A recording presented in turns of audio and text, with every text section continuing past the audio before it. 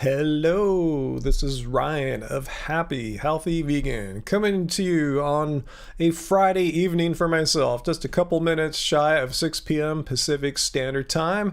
And if you're watching live, hello, thanks for joining. Thanks for being one of the early viewers, one of the first 20 people to be on here just like that. I saw maybe about half of you guys already.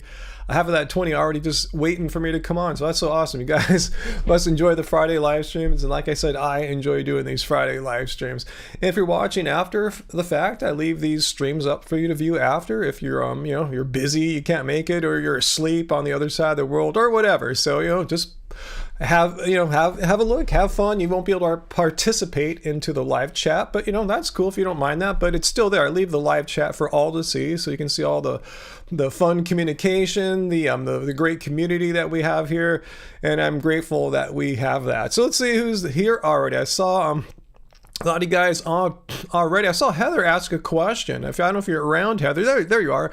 You're asking how, if you buy one of our ebooks on Amazon, how much of that goes to HHV? Us?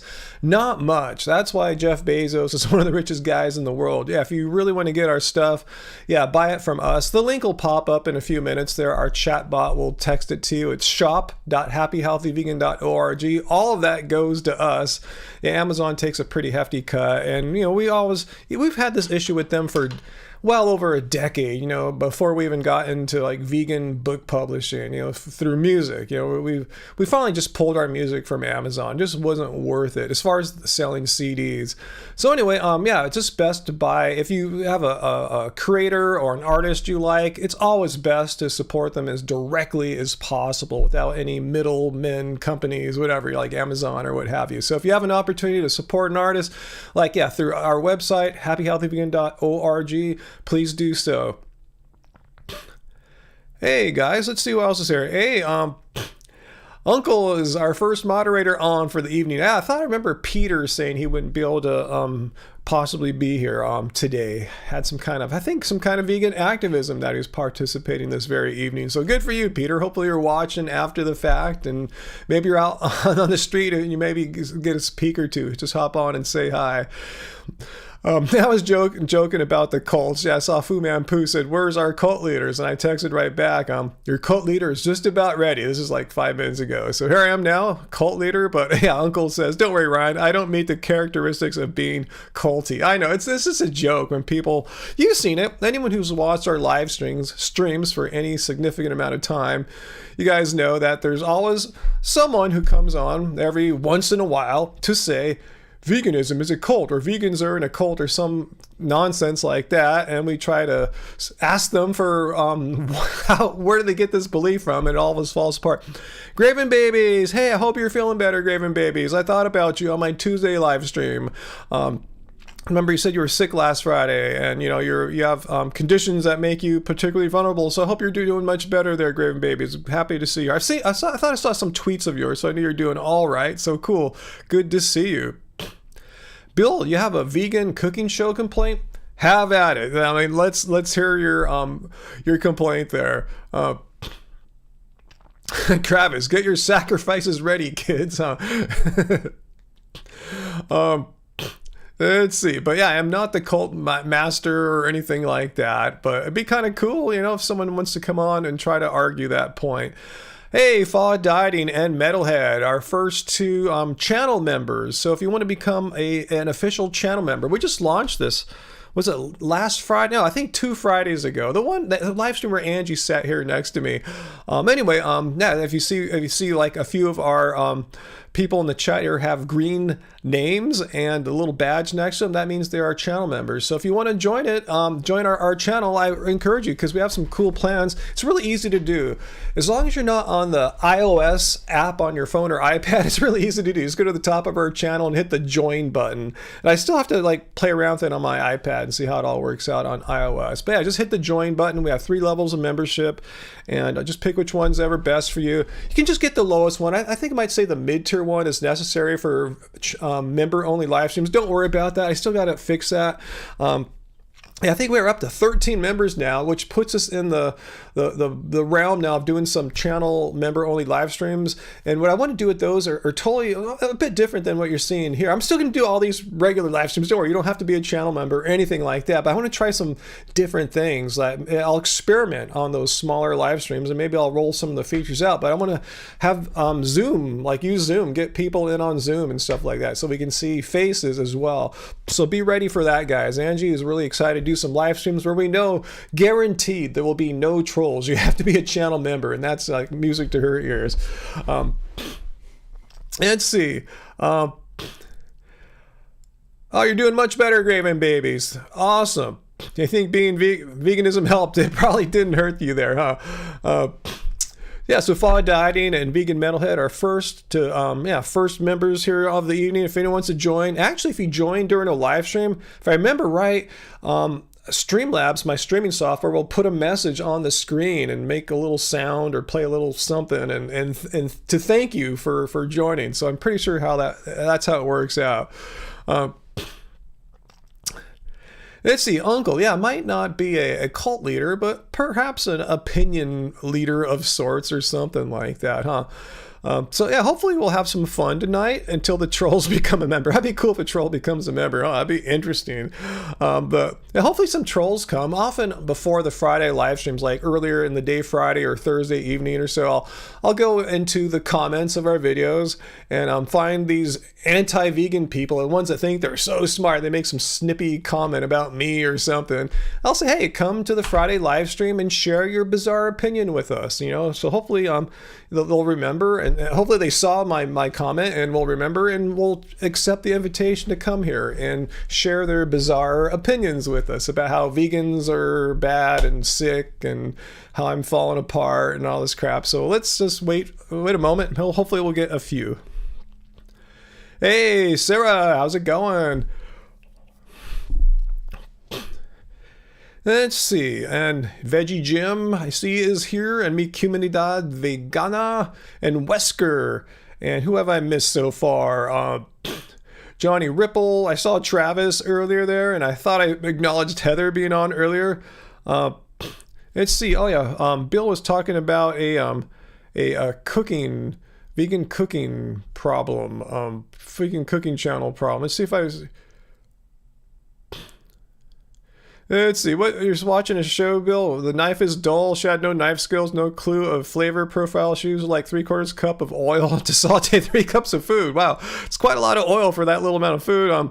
No vegan cooking show should be done by people with 0 cooking skills. Wow, what channel is that? Or do we even want to give them a plug, huh? Yeah, last Friday and my midweek Tuesday live stream is kind of poop free for the most part. I don't know what's up. I mean, I just thought it was just a part of life that, you know, if you have a YouTube vegan channel and a live stream, you know, the anti-vegan trolls are going to come. Maybe they'll come make fun of my hair. My hair is all growing out. It's getting all kind of weird. I just kind of blow dried it today, so it'd be kind of straight, but it still does this natural curl. I don't do this, you know, it just does this on its own. My hair has its own imagination. Maybe they'll come and tell me how my hair is bad. It's because I'm vegan.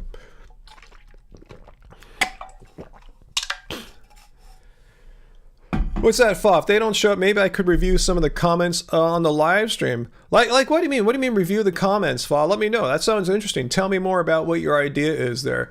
And let's see. Now that I have most of you guys here. Okay, Bill's talking about this chef video. Was scary to watch. Food's horrible. You're a chef for 35 years, and everything she did was wrong and even dangerous. It was triggering.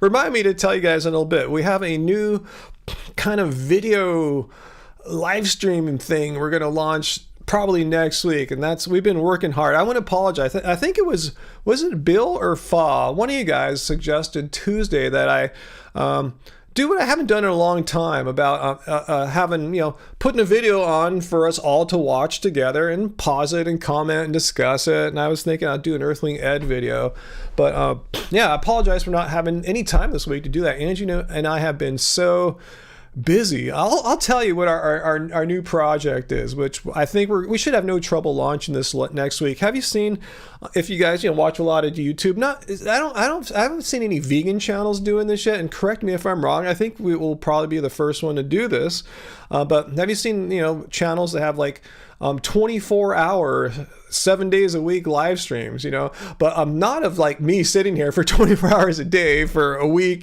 forever, that'd be crazy. No, I mean, just of other content. Often you see this with music, relaxing, study, chill out, and cool music, stuff like that. Have you seen some of those?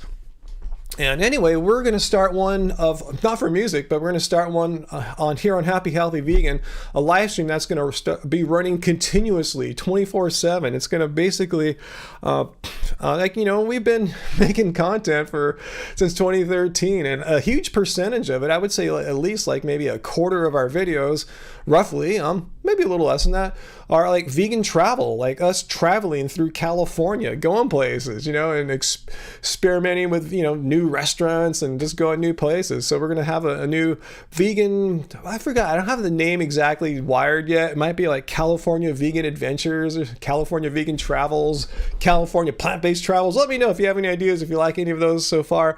But yeah, we have a huge catalog of videos that most of you guys probably haven't seen. They're just sitting there buried deep on YouTube. So I'm going, I know how to create a 24/7 streaming server. Since I used to work in IT, I'm going to put some of those skills. I have been putting those skills. I have my server set up. It's not here. It's in a data center in Milwaukee.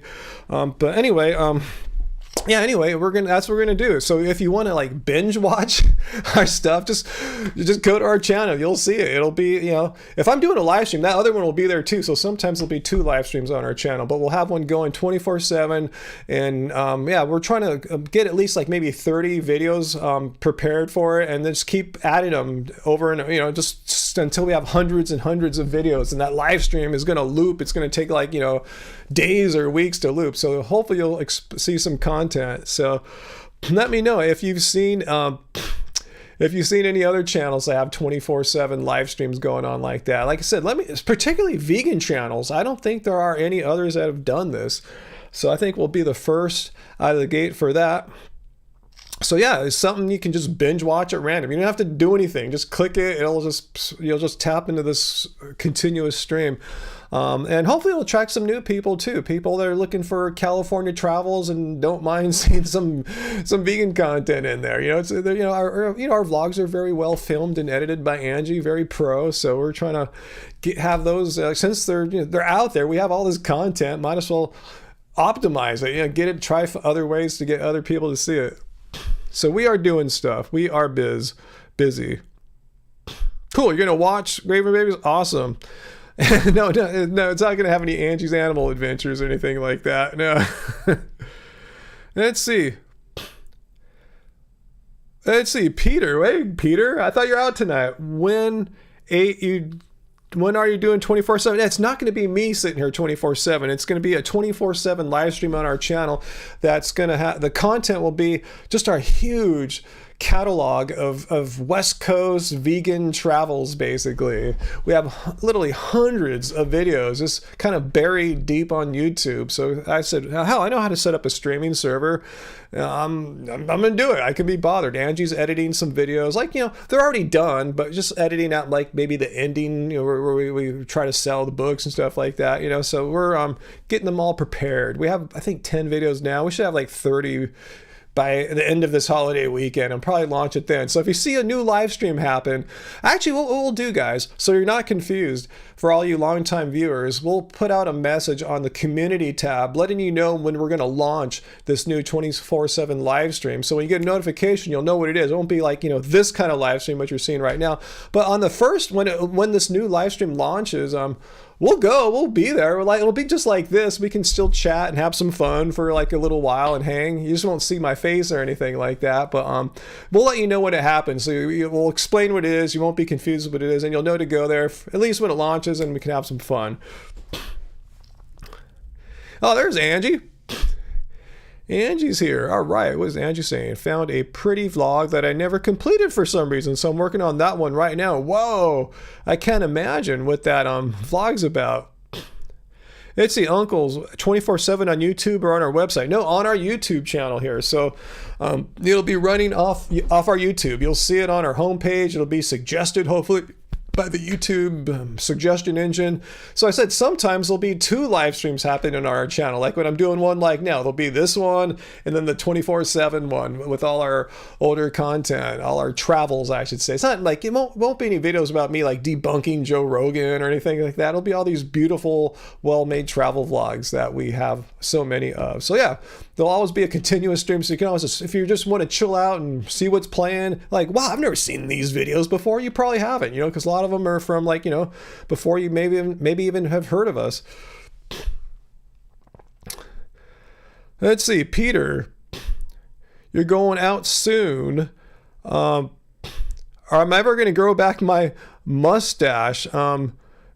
Probably not. Like I said, all my facial hair now, because I am 54, guys. It's going to be 55 in like, a couple months. It's white, it's just pure white. So I don't think it looks that great, I mean, not to say people with white beards, it doesn't look good. Just, I have like this kind of naturally, still kind of dark hair for my age. Yeah, there's white spots for sure, gray spots, but it really makes me look older, I thought, I look kind of young and fresh without any facial hair. So no, I have no plans to grow out my mustache. Maybe once my hair gets whiter, I'll think about it. Hey, G-Light, what's up? Daniel, yo, Ryan is on fire. No, Angie and I are both on fire. Yeah, we're both working hard on this new California Vegan Adventures 24/7 live stream. Yeah, it's like TV, basically. It's like TV. It's continuously broadcasting. So you don't have to do anything other than just click the button to watch it, and you'll just see new videos. We'll have this giant playlist basically of initially with several dozen videos, but eventually like several hundred videos. So that is our plan. Yeah, Angie, you really can't see my salt and pepper, as it's called, on the live streams. I don't know why. I'm not sure why. You can see it, and it's more noticeable in like outdoorish kind of light. But yeah, my hair looks like like very youthfully dark in this kind of lighting. I don't know why. But anyway. Queen Koya, you just went to Seattle, first time in the West, great vegan food. Yeah, I wish we did more travels. I was thinking about calling our new 24/7 stream like West Coast Vegan Adventures, because we do go to a few other places that are not technically in California, like Las Vegas, if we can find the Maui vlog, so I might sneak them in there. Yeah, if we had gone to Seattle or Portland, we could have snuck those in there. Maybe I'll still call it West Coast. I don't know. What do you think, guys? Will people feel like it's limiting? Like, I don't want to watch a California adventure show, or would they want to? What do you think? Should I call it West Coast or California Vegan Adventures? What do you think down there? Give me your thoughts, really, because we haven't launched it yet. So now's the time to really kind of get the idea more like, like optimize. Like, what do you think? California Vegan Adventures, California Plant-Based Adventures, West Coast Vegan Adventures. Let me know what you guys think. Honestly, I want to get your feedback before we commit to it, because once we commit to it, I'd prefer not to change it again. I don't want to be confusing. So let me know if you guys have any ideas. Let's see, Daniel, no offense, but I'm glad you shaved my mustache. I look better without it. Hey, I'm glad I had it. I'm glad I tried growing out a mustache and beard. I've never been like a really facial hairy, heavy kind of dude. Neither was my dad. I guess it's a genetic thing. He had a really thin mustache too. Never really could grow a beard out, So it's not being vegan. It was like that before I went vegan, and same with other males in my family. Let me see some of your Yeah, if anyone has ever heard of Heel Hauser here in California, especially if you're older, I'm sure Uncle knows who Heel Hauser is. We've kind of modeled our travel vlogs off like Heel Hauser's like California's Gold, if you've seen that series on PBS here in Southern California. So yeah, what's Angie say? My dream is to be the vegan Heel Hauser of California's Gold. Yeah, he's kind of our idol in that regard, just like what he accomplished, like hundreds and hundreds of videos covering California, which we have, and ours focus on vegan food and travel. Let's see, Sarah thinks maybe on West Coast Vegan Adventures. Yeah, I'm still open to that. Any other opinions, guys? World Vegan Adventures. Nice, Peter, but we don't have any world. We're just, that's too broad. And our travels are really focused here in California, and just kind of the states nearby at most, you know. Let's see. Vagabond vegans. Yeah, we don't really travel enough, Denise, to be calling ourselves that. Let's see. What else? You liked my mustache, Osh? I mean, it was cool. I'm glad I had it. You know, when I saw that our old Catalina video premiere yesterday, yeah, that was my look then. That was cool, you know. That was cool, but that was me then, and I'm a kind of different dude now. Let's see. Organic Silver Moon Designs. What's up? Let's see. California. We should keep it California. Great name. You love California. Such a great place. All right, that's where I'm sticking. I'm leaning right now towards California Vegan Adventures. Yeah, rest in peace, Hill Hauser, our video producer idol guy there. He passed on not that long ago. You can still watch a lot of his videos on YouTube, so look up Hill Hauser. What do you guys think?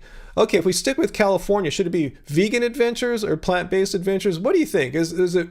I'm leaning towards vegan, but what do you guys think? What do you guys? I'm just trying to get some opinions here. Like I said before, we cement the idea and lock it down and publish, you know, and launch it next week. So let me know what you guys think. Endless Vlogs TV.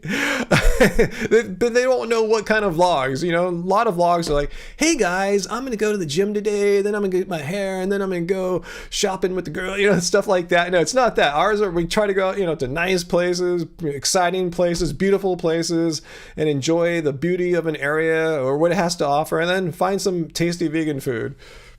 Vegan all the way. Hey, Jen Marie. Good to see our third, or actually with Peter too. We have 4 members on tonight. So I'm leaning towards vegan. Yeah, that's my I tell you, if I were to launch it right now, it'd be California Vegan Adventures. Let's see. Hey, Metalhead, you're on medication to treat anorexia for something unrelated, and anti-vegans poke fun of my gut saying carbs cause it. Those, like I said, I feel sorry for you there, Metal. First, that you have that condition, and secondly, anti-vegans make up such crap. Like I've said before, if you have any imperfection, anything that keeps you from being the most perfect human being, any flaw, they will say, oh, it's because you're vegan. Like, you know, I'm sure, Metalhead, that there's many non-vegans that have your condition and take that medication, right? You see what I'm saying? But for in their case, it's not their diet that caused it. But your case, it is. You know, I go skateboarding and fall and hurt my elbow, you know, it's veganism's fault. Well, you know, other non-vegans hurt their elbows every day skateboarding. So it's just this weird, bizarre fantasy that anti-vegans have, that vegans have to be perfect, and any imperfection shows that veganism is somehow null and void. And veganism isn't about health or perfection. It's a moral stance against animal cruelty. Oh, Fa, okay. What you were suggesting earlier, thanks for clarifying, is I look at the comments from the people I invited to come and debate tonight. Oh, that's a good idea. If they did offer up an argument in the comment, respond to it. They don't really have an argument. They just make a dumb assertion without any evidence, you know. So that's why I want them to come here, to try to support their arguments. But I could do that. That's a good idea. I will see if I can do that. Oh man, that might be tough. The way I have my YouTube accounts in different browsers, that could be tough to do tonight, unfortunately. I'm not logged in on the browser that I use for like showing you web content, unfortunately. I'm logged in as Love Spirals there. Man, good idea. That's a really good idea, and if I can find a way to make that work, I will do that. But I don't know if I can have that working tonight, unfortunately. I hate to like do technical things live on the fly like that. It makes me really nervous. All right, Angie's gonna get back to work there. Yeah, she's working, and I said just making tweaks to some of these older videos, just like cutting out some like parts that don't need to be there, like ads and stuff like that of ours. Hey, Blackjack. Hey, I forgot. Thanks for our first, hopefully and not last, super chat tip of the evening here. Thank you so much, Blackjack. Very much appreciated. Metalhead, you have a relative that's not vegan, I assume, on that same medication that you're on, and she gained 20 pounds. Wow. Yeah. Were they blaming you for health issues? I don't know if you're asking me or Metalhead, but yeah, it's true. Haven't you noticed that, Fu Man? Maybe you don't chat with these anti-vegans and good for you. You know, I'm glad. I wish I could say I don't, but yeah, if they see anything wrong with you, even the fact that I'm like in my 50s, they'll blame that on being veganism. Like, you look old. I go, oh, I'm older than you. I'm like the age of like Joe Rogan. Like, how great should I look? You know what I'm saying? Anything that they perceive as imperfect, they'll attribute your veganism to it. Need some more AC here.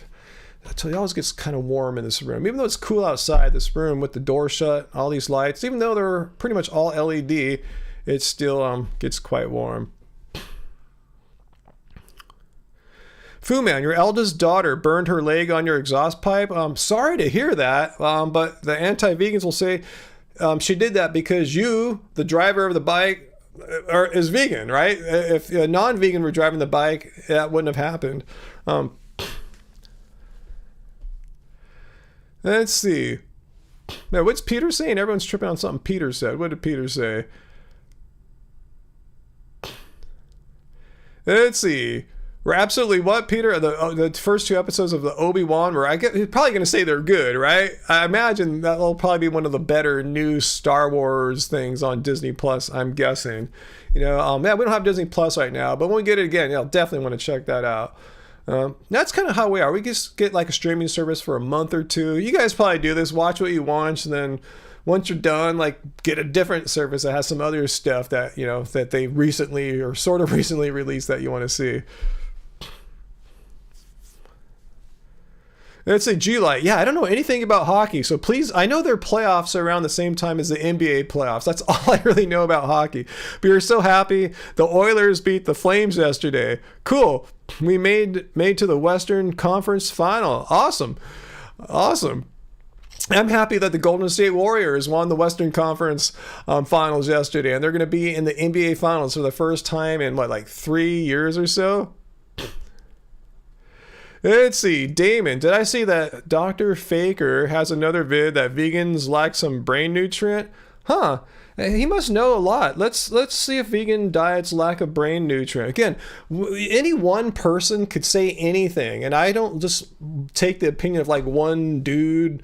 You know, I look at the opinions of like organizations of health professionals, groups that have membership numbers in the hundreds, even thousands. So let's get our drinking cups on. Actually, we can just look right here. Dietitians of Canada, British National Health Service, British Nutrition Foundation, Dietitians Association of Australia. Again, this is not just like one guy or girl, some rogue person on Facebook that lost their ability to practice their profession. These are groups of practicing professionals, and they all say pretty much the same thing. Like Dietitians of Canada, well-planned vegan diet can meet all these. They're talking about nutritional needs. It is safe and healthy for pregnant and breastfeeding women, babies, children, teens, and seniors. That covers the entire lifespan there. Here, with good planning and understanding of what makes up a healthy, balanced vegan diet, you can get all the nutrients your body needs. And hey, again, you know, get your blood tested too. See if you're deficient in anything. So, yeah, you can. Who should you trust? Again, one independent, possibly rogue, radical person, or an organization made up of hundreds, if not thousands, of members, and the reputation of that organization can be tarnished if their position papers are full of crap. So just putting that out there. I see some talk about Wiggins there on the Warriors. Let's see. Yeah, the whole team's looking great there. Wiggins looking awesome. Yeah, he's a star in the making. The Warriors are lucky in the sense that the years that they didn't make the playoffs, they made some good draft picks, some good trades. I mean, they're better now than when they had Kevin Durant, you know? So they're my hardcore favorite to beat the Celtics. And yes, the Celtics will beat the Miami Heat. They're already up a game, you know. That's an elimination game for the Heat. Sorry to say, you know, injuries. Oh, thanks, Vegan Strong. My hair is looking nice. Yeah, not too bad for a guy who was called out, 3 years ago by VD for vegan diet is making my hair bad and unhealthy and falling out and crap like that. You know, it's not falling out, you know. But thank you. Daniel, you keep having dreams about eating meat? No, I don't have anything like that. No, I can't say I have. I feel for you. That's very unfortunate. We can't control the content of our dreams, obviously. I mean, maybe to some degree if you're really into, to dream, practicing. But anyway, for the most part, we don't. So I feel sorry for you. That sucks. You keep dreaming about running boats aground. I know that feeling, Fuman. Not with boats, but it seems like when I'm driving, I often have dreams where you're hitting the brakes and they either are not working or they're working really poorly. Like maybe 20% of the effectiveness that they ought to have, and that feeling. But yeah, it's probably the same kind of thing. You hate the Miami heat and you're self-loathing Floridian. You're lucky, sir, that you have any vegan haters in your life. I really technically don't have any in my life.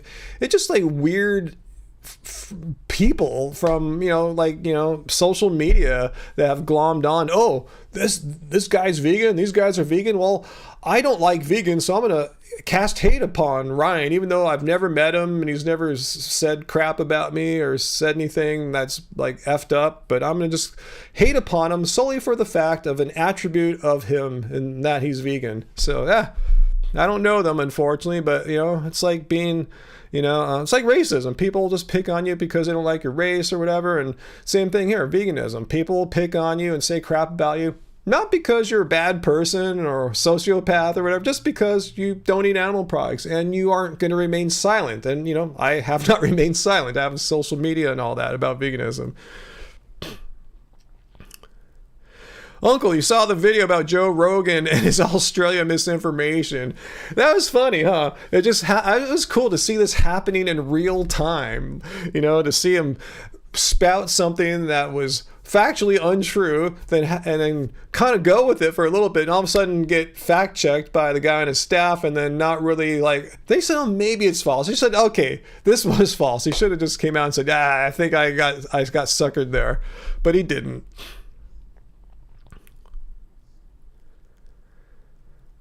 Let's see. Yeah, Daniel, those dreams about eating meat, yeah, those are nightmares. Those aren't dreams. That's totally a nightmare.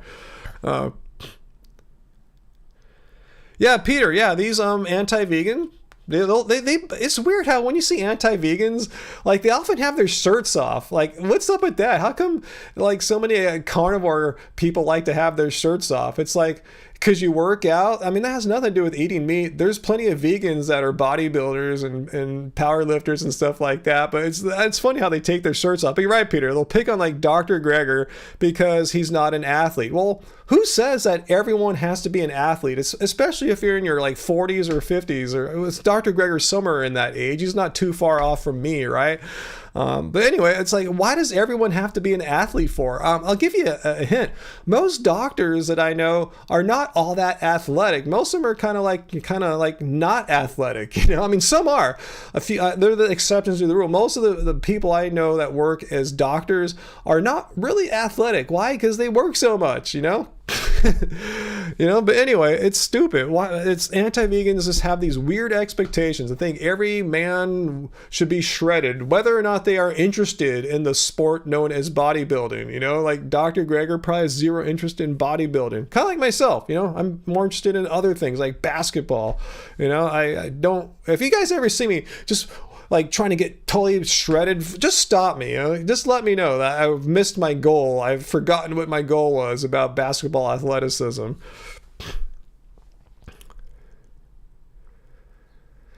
Thanks, Damon. But yeah, don't watch those people. Don't give them any life. Don't give them any hope. Good point, Graven. I wouldn't be surprised if he wears socks with his sandals, huh? Daniel, no, your dreams don't debunk veganism, but who knows? Maybe some anti-vegan will be watching this very live stream and see your comment and make a video about that and say, hey, look, this vegan here, he has dreams about eating meat. Shows that he really wants to eat meat. No, it doesn't show that. I mean, I have dreams. If I say I hit the brakes on my car and I go sliding into a tree or something like that, it doesn't mean I want to crash into a tree. I'm sure, you guys all know you have dreams about crap you don't want to have happen to you. But anyway, someone will say that because that's how disingenuous anti-vegans can be.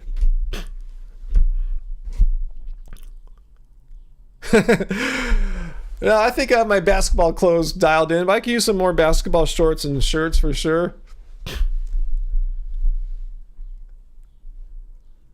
That's cool, Heidi, to have some good dreaming choices, huh? We don't really think about the choices we make in dreams, huh? Yeah, Damon, you know what I'm talking about. They always have their clothes off in their thumbnails. And I want to point out, fruitarians do this as well. I don't understand. Fruitarians and carnivores have a lot in common, strangely. It seems like they shouldn't, right? But when you look at the thumbnails and the kind of the image they try to portray, it's often, at least for dudes, not females, shirtless. Look at my body, look at me, I don't wear a shirt or anything like that. It's just weird how that's like a thing. That's like the standard MO to like not have a shirt on. What's that, fall dieting? You think they show off their muscles because they have to work out so hard to stay thin? Their diet without exercise is what causes obesity. I think they're just brainwashed into thinking like, oh, if you go on this certain diet, you must lift weights. Kind of like what kind of Darren Ryder did a long time ago in the early vegan YouTube scene. Like, if you're a vegan, you should like ride bikes and stuff like that. And he had all these followers that followed him to Thailand to go on this raw till 4 biking festival. I think just people see like a leader, and then they just kind of believe, oh, this is what you got to do. If you go vegan, you have to ride a bike. And these other carnivores, oh, if you go carnivore, you have to stop whatever sport you were doing and enjoying before and take your shirt off and work out as your principal sport. So I think it has something to do with that, like some kind of being indoctrinated into a group or something like that by following the norms. We don't mention that guy on this channel anymore, Peter. That guy is just like full of crap, and his opinions are equally as bad. They're crap as well. Yeah, Sarah, I had a makeout dream the other night too, actually. No, it wasn't with Angie. It's with a member of a girl group, a female group. They're like 23 years old, 24, something like that. I was making out with one of the members of this really gorgeous female K-pop band.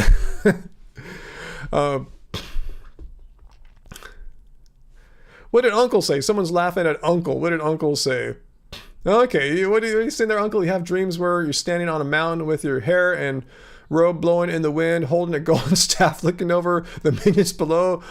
But everyone has those dreams. Wait, nope, I don't have that dream.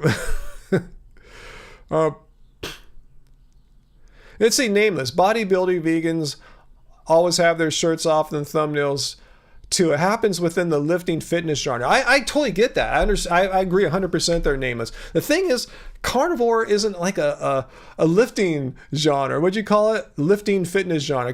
It's a diet, right? It's a way of eating, but the guys seem to equate their way of eating with you must primarily be a bodybuilder or something like that, as opposed to being a distance runner or a basketball player or javelin thrower or lacrosse, soccer, whatever. Take your pick. Tennis, surfing.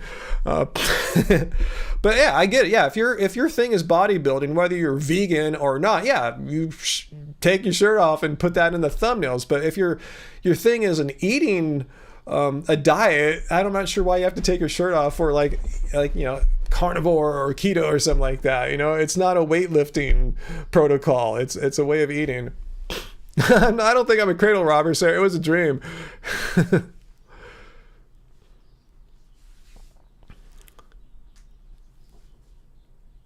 Let's see. What's that, Peter? You saw a meme once that said you sleep better knowing you don't consume animals.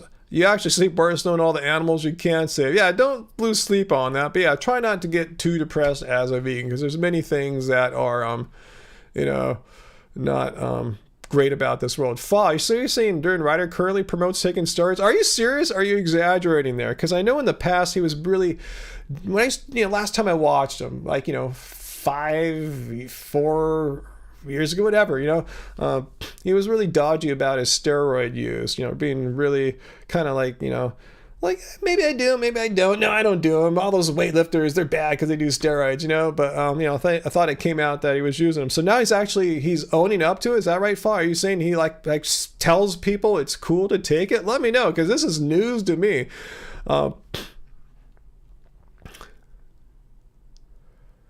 Let's see, name this. We're talking about the shirtless thumbnails. Carnivore fitness people do it. Plenty of carnivore non-fitness folks never go shirtless. Okay, thanks for bringing that up. You know, I was just thinking of a thumbnail I saw. Someone on Facebook was getting like harassed. A vegan was getting harassed by this rando carnivore guy who worshiped Paul Saladino, you know, that psychiatrist doctor guy. And I saw his the picture for Saladino, he had his shirt off and stuff. I go, wait, he's a doctor. Why the hell does he have his freaking shirt off? You know, he's a carnivore doctor. I don't know. Anyway, let's see. Oh, your Planet Expo is next weekend, Peter. Awesome. Vegan long distance runner. Which one? Maybe I've heard of the runner.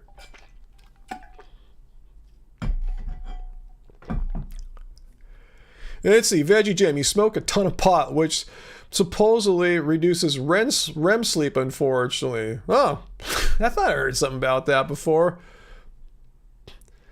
Let's see. Dawn. What is Dawn? You're going to try to debunk veganism here. The fact that one liked the taste of meat but does not eat meat makes the case for vegan diet even stronger. What's that, Don? I'm not sure if I followed there. Maybe restate that there. You're saying some people like meat but don't eat meat? I think I see what you're saying there. Graven babies, even wrestlers wear shirts in their profile pics. And I'm saying even professionals, their whole thing is like, you know, working out and being strong and the image, you know, even they wear shirts in their profile pics online.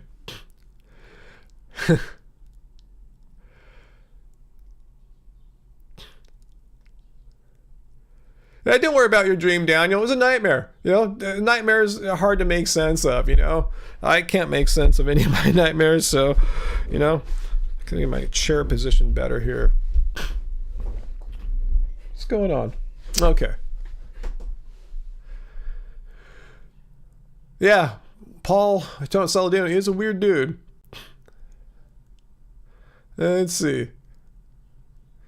He's a fitness guy? I thought he's a carnivore MD. Isn't that like his name on Twitter or something like that? I mean, you can be an MD and into fitness, just like I'm a YouTube content creator, a music producer, and I'm into my kind of fitness, not everyone like his kind of fitness. I mean, there's many ways to be into fitness. Remember, fitness doesn't mean weightlifting. You know, there's many ways to be into fitness and not be primarily like a bodybuilder. That's just this weird misconception a lot of people have out there. Fitness equals bodybuilding. I mean, a lot of bodybuilders kind of lack fitness, like cardiovascular fitness. You know, they might have this incredible shredded body, but ask them to go like run a 5K, they'll be lucky to do it in under 40 minutes. Hey, Eric, thank you. Thank you for your super chat tip. Thanks for spreading the message. Ryan. What's my secret to keep looking young? Well, thank you, Eric. Thank you for your super chat tip, and thank you for saying that, because it's nice to hear that. Not I need compliments. It's just because the anti-vegans love to say, oh, Ryan, you're aging so horribly. You look like you're 70. Like, are you serious? This face here, really, if you saw this face, you would think, oh, he looks about like 65 or 70, you know? I'm going to be 55 in July, you know? So I think part of my secrets, there's probably a few things. I think genetics have helped. There's other people in my family who have aged gracefully who aren't vegan. So I think, yeah, genetics is probably the biggest factor.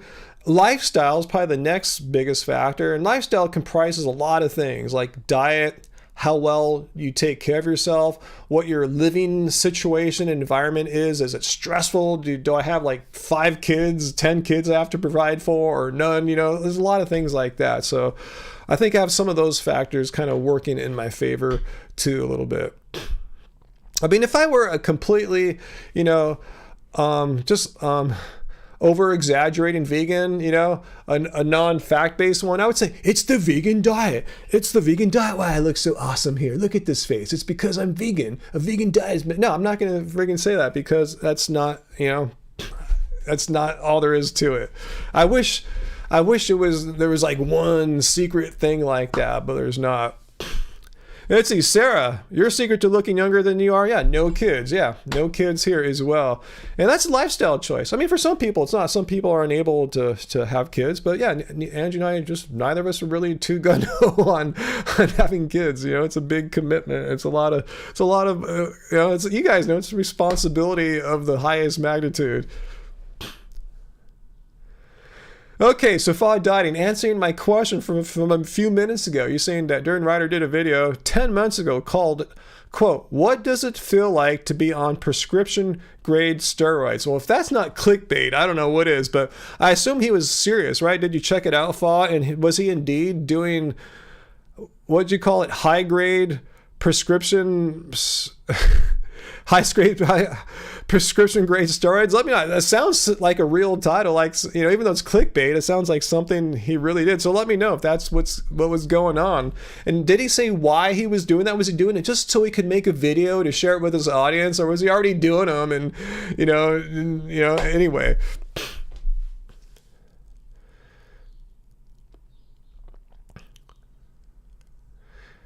Let's see, a link for, Aaron, does anyone have the membership link? You're on Mobile and Lazy Law. I think if you just go to our webpage, I'll send you, if I could just send you a link that you could paste into like your if you're on iOS, paste it into Safari or something like that. Let's go to Happy Healthy Vegan. Yeah, just go to, here's our videos page. There's a join button right up at the top next to subscription. Just paste this link into your just copy and paste that into your web browser, and unfortunately you'll have to log in. Yeah, you'll have to be logged in as well on the browser, but I think that's how you have to do it on iOS, unless there's a trick. I should devote the time to it, and I apologize, guys, for not having done that. What's that? The Dusty Dud saw something about vegan gains there. He saw a video of Vegan Gains saying he thought we should get rid of all carnivore animals, which is my thoughts. That would make herbivores overpopulate. I've talked to this before. It's not really his idea. It's an idea that came from Dr. Avi and Ask Yourself, and I talked to them about this privately because I had a huge bunch of problems with it, and it just basically to me is a ridiculous idea. Truly, I'm not just saying that in a hyperbolic way. I mean, it's sincerely ridiculous. I think the argument is absurd.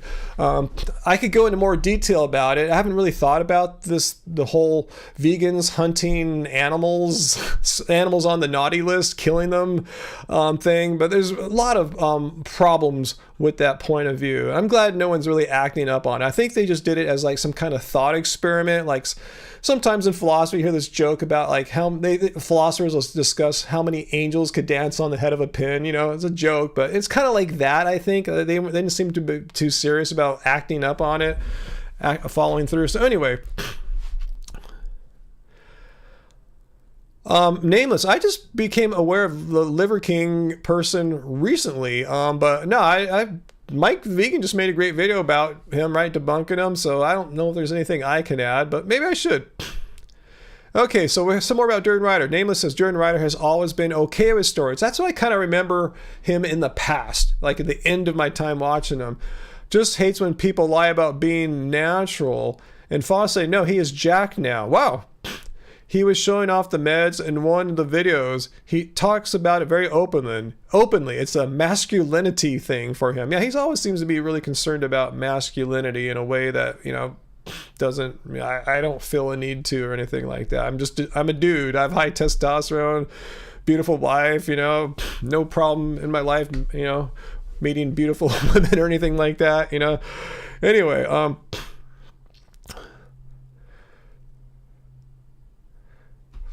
oh, Brand, you say it didn't come from Avi, it came from someone else? Okay, Avi, they seem to be taking credit from it. I didn't know there was someone else that came up with it. Abolitionist philosopher David Pierce. Okay, I didn't study the origins of the vegans should hunt down all the lions and tigers and eagles in the world and kill them because, vegans are against exploiting and harming animals, but if they're on a naughty list that some human brain concocted, then we can kill all these animals freely and without guilt and even eat them probably because there's no moral issues since those animals are on the naughty list. Therefore, vegans can eat meat. That's just one of the reductio ad absurdums I have with this whole argument, that it leads to a situation where vegans can be carnivores. Vegans could eat meat 3 times a day because if you eat the meat of these animals on this naughty list of theirs, there's no moral problem. That's why vegans don't eat meat, because it's immorally obtained. But if it's moral to kill these animals, then vegans could eat meat all day. That's just one absurd issue with this argument, or with this way of thinking. And there's more. That's just one reductio ad absurdum I have. One could argue that's not a reductio ad absurdum, and maybe they're right, but at least it's a logical consequence of this idea that vegans should hunt and kill all the lions and tigers and eagles. It's a logical consequence. It follows that vegans could eat meat, all the meat they want, as long as there's a constant supply of ethically obtained killed animals from this naughty list. Vegans could eat meat all day.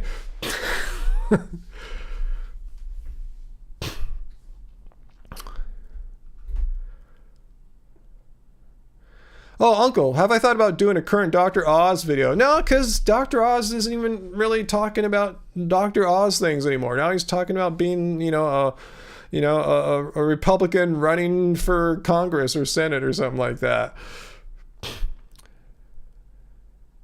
Nameless. Been years since you've seen a Duran Rider video. Yeah, I mean, it's kind of interesting, huh? I want to see him doing all these drugs now, all these steroids, huh? Parth, does eating vegan THC edibles make you a good person? Well, it doesn't make you a bad person, just kind of morally neutral, right? I don't think there's any good or badness about a person solely from the consuming or not consuming of vegan THC edibles. I mean, it makes you a better person than someone that consumes non-vegan THC edibles. I guess there's a continuum there, but just in of itself, there's no good or bad about it.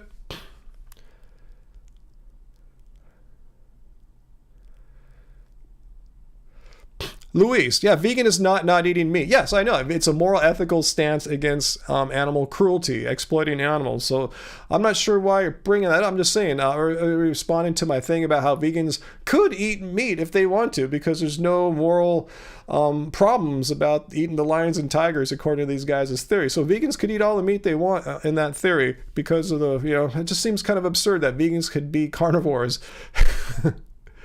But if you can live with that, I can't. To me, that's just like a non-starter there. Oh, Parth, have an edible tonight. Just have at it. Go for it.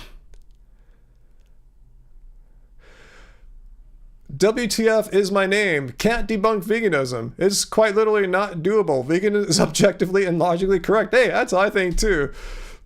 Yeah, Graham Babies. Yeah, vegan gains is not for everyone. It's not everyone's cup of tea, for sure. That's why, as I tried to argue with him, there's room in the world for all kinds of vegan activists. Hardcore dudes like him that cuss and try to beat people up, figuratively speaking. And there's a place for, like a very feminine female to just post pictures on Instagram of the way she decorates her food, vegan food. I mean, there's everything in between. There's room for all kinds of ways for people to show the world how awesome veganism is.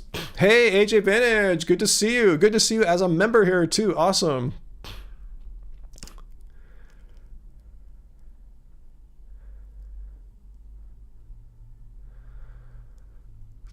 The Dusty Dud. Thanks, Ryan. I'm not vegan, like I've said, but I do like to learn other people's points of view, try to be open-minded. I've thought about going vegetarian though. Why not? I'm just curious. Why? And here, I'm not going to shame you. I'm not going to try to debunk you or argue with you, Dusty. I'm just kind of curious. I'm glad your mind is open. That's why I don't want to try to be a dick or anything like that. Or else you're like some vegan activists, I'm not going to mention any names, will just try to like shame people, and these people will leave the conversation like with a horrible impression about vegans and make a vow to never go vegan. That's the last thing I want to do here. Just curious, why what's stopping you? And again, if you don't want to answer that, totally cool. But again, I'm not here to fight. I'm just kind of curious.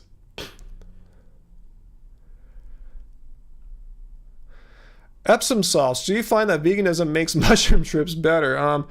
I probably had mushrooms once since I've been vegan, so I couldn't tell you.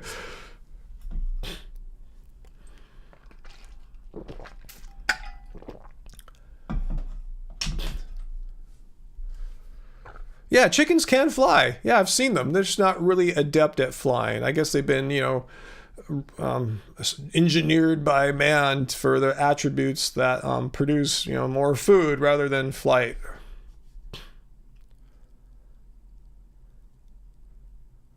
What's that, Organic Silver Moon Designs? Some people are pressured to eat meat again. So sad. Could you ever imagine being a meat eater ever again?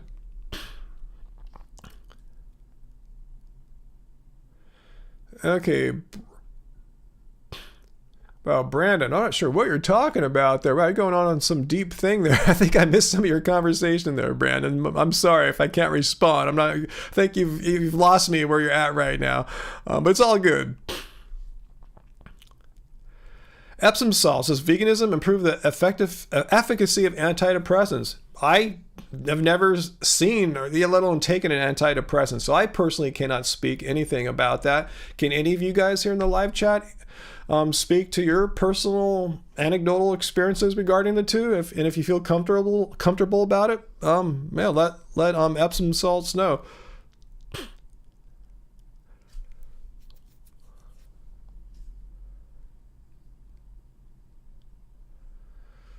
Oh, Brandon H. So you're saying you kind of like the argument that vegans should go out and kill the lions and tigers? Is that what you're saying? All right, if you're cool with that, here I'll give you one reason why I think the argument is absurd that vegans should go out and kill the lions and tigers and eagles and stuff. Because, yeah, you'll see them try to make the argument using what's known sort of in philosophy as trolley problems. Like, if a trolley was going and you had it was going to hit some kids or some people, and you could pull the lever and it would kill some innocent guy or something like that. It involves like that. And really the whole point of these trolley problems is to get you to basically pull the lever, so you would intervene and avert some kind of harm for a different kind of harm. Anyway, the whole point of the trolley problems is to elicit a principle. They don't just do the trolley problems for their health, is to elicit not elicit a principle. It basically creates this principle of killing, as I call it. The principle is something like, I haven't thought about this in months, but the principle is something like this, if I remember right. I'm the one that actually came up with this idea. Maybe someone else has, but I came up with this on my own. But basically the killing principle went something like this. If a person or being meets certain conditions, like their existence is gonna kill other sentient beings, then we should kill that first sentient being there. I mean, you could apply that to humans. If a human is gonna keep eating animal products, and you've informed them that you can be vegan, but they continue killing the animal products, according to this killing principle that comes from their philosophy, you seem to have the moral right to kill that human. So it leads to killing humans. And any argument that leads to, it's morally cool to kill all these humans, there's a problem with that. Again, I don't think I expressed it all that well, because it's been several months, maybe 5-6 months ago, I chatted with Avi and Ask Yourself about this. But anyway, let's get back to the discussion here.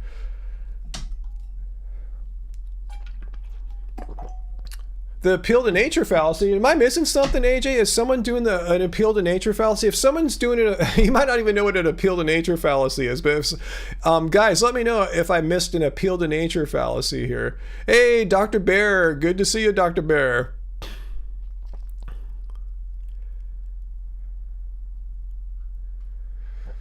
Yeah, Organic Silver Moon. Yeah, a lot of people don't see the connection between a dog and a cow.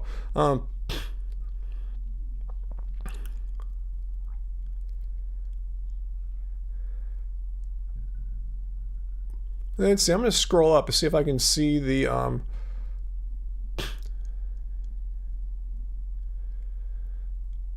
But here's the whole thing. Why did I go vegan? Did I go vegan because a lion or tiger in Africa hunted a wildebeest and that's wrong. No, I went vegan because it's wrong that humans are intentionally exploiting and causing harm, killing billions of animals every year needlessly. We don't need to do this. Humans don't have to do this. I didn't go vegan because of what a lion does in Africa. That's totally irrelevant. It has nothing to do with my reasons for going vegan. It has everything to do with what humans are doing.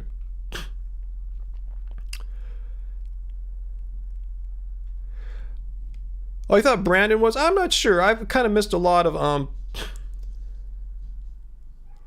Anyway,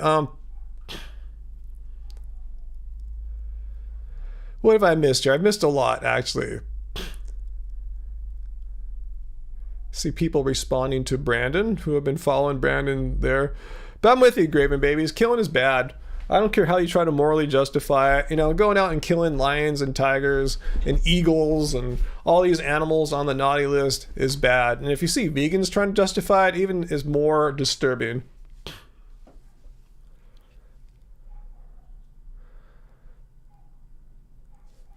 Yeah, I'm with you, Organic Silver Moon. Yeah. X, off topic. Do I believe veganism has one definition? I mean, it's the definition I show is a definition of veganism, the definition from the Vegan Society. I don't believe it to be the one and only definition, like God handed it to them and there it is and it's immutable and perfect or anything like that. No, I mean, any definition has its pluses and minuses, its good points, its strong points, its flaws, its weaknesses. Yeah, I don't think there's one definition, but I think there's like a core essence what ties definitions of veganism together. And it's about basically don't harm animals, don't exploit animals. Yeah, you can add more to it than that bare bones, but that's what ties it all together is a belief in that don't harm the animals, don't exploit the animals. Animals are cool, as Jen says.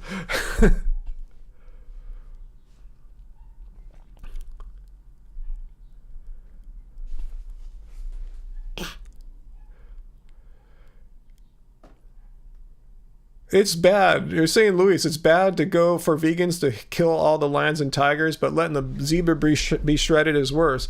So let's think about this for a second. Why should we kill the lions and tigers? What gives us the right? Like, what gives us the right to go out and kill them? Because that they're harming animals? Is that it? That's the principle? If one is known to will have to keep harming animals for the rest of their days, then that animal or creature has lost the right to live. Would you agree with that, Luis? Was that kind of the principle that these proponents of that argument kind of say?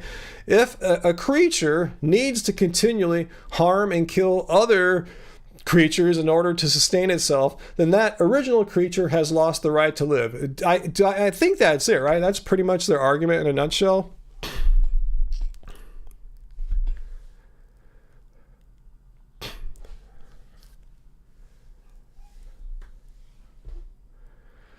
Yeah, and there's a lot of problems with that. Timothy brings up the first one. Lions and tigers don't have moral agency. They're doing what they do. That's what they eat. But there's more problems than that. But that's the first one right there. Okay, Lewis says, I have the argument right. Yeah, so Aaron's become a member. Aaron, cool, you figured out how to do it. Welcome to the Happy Fam, Aaron. Thanks for joining. Now we have 14 members. Awesome. Thank you for joining the Happy Fam. So, Luis, if my principle is right there, if creature A, let's just call it, creature A, needs to and will continue to harm other creatures in order to live, then that creature A has lost the right to live. Well, that creature A could be a lion, could be a tiger, but my problem with this killing principle, as I call it, is that creature A could be your mom. So if your mom refuses to go vegan and your mom will continually, every day for the rest of her life, consume animal products, which involves harming and killing animals, and therefore creature A, your mom has lost the right to live. And therefore, people like Vegan Gains or Avian and whatever have the right to end your mom's life. I have a huge problem with that. this is the whole thing. There's no difference between animals and humans, right? I mean, we're all the same here, but we're not. Humans have moral agency, animals don't. But I'm saying creature A could be a lion or a tiger, or it could be your mom or your next door neighbor. So therefore, we have the right to kill like 98% of the humans on the planet according to this killing principle. This is why I said I've reduced their argument to absurdity. This is completely absurd that it justifies terrorism. It justifies killing people on a mass scale that we've never even been able, fortunately, have seen ever. So that's probably my biggest problem with this whole vegans hunting the lions and tigers, because the same reasoning, the same principle they use to justify killing the lions and tigers applies equally. And even if I remember right, I remember Avi and Ask Yourself agreed. Yeah, this principle is applied equally to humans. So therefore, if an animal has no right to life because it eats a zebra, humans like your mom, your sister, your little brother have no right to live because they will continue eating animals for the rest of their lives. That's my probably biggest problem, and that's frightening. Any kind of vegan philosophy that ends with killing all our fellow human beings in some kind of mass terrorist thing is just, no.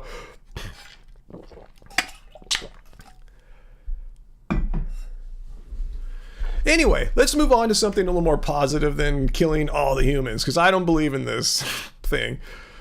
Aaron, you going? You going already, Aaron?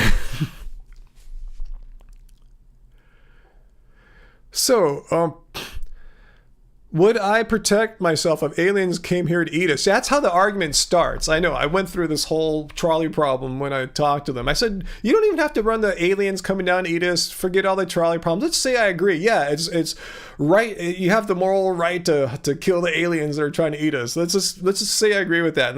Anyway, let's go on.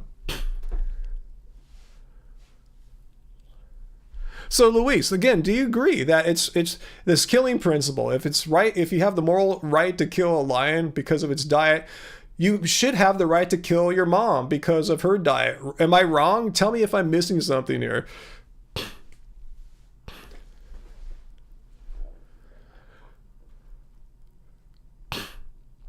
Timothy, how do you become a member? Good question, Timothy. Let me show you. Let's go to my web browser here. Up at the top, if you're on an iOS device, it's a little different. But if you're on Android or a web browser, up here, see the subscribe button? I don't think you can see my mouse, but right next to the subscribe button up top, there's the join button. Click that. Hello, thanks for considering being a member of our channel. Look down below and you'll see the 3 tiers that we have for our channel membership. They each have their own unique. So yeah, click that, and I said we're going to start doing some Zoom live streams because we have 14 people, 14 members. So if half show up, we could probably have a Zoom call and fit it all in. So let's try some new stuff out on these.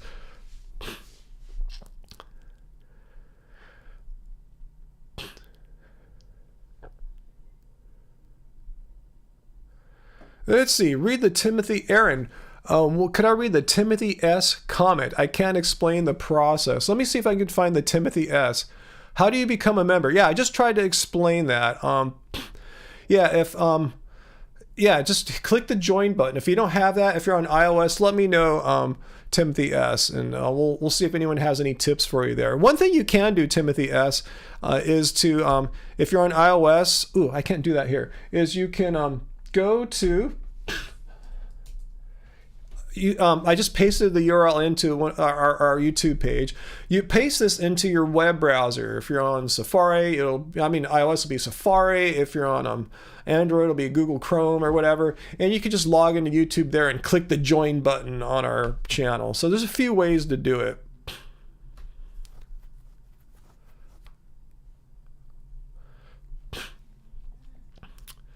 But then that, Luis, isn't that kind of speciesist to say humans are fundamentally different from animals, But I mean, even Isaac and Avi, if I remember our conversation right, agreed that, their principle, if taken literally, would apply to humans as well as lions and tigers. If a sentient being required eating other innocent sentient beings in order to continue existence, that original sentient being can no longer be alive or let live or something like that. Anyway,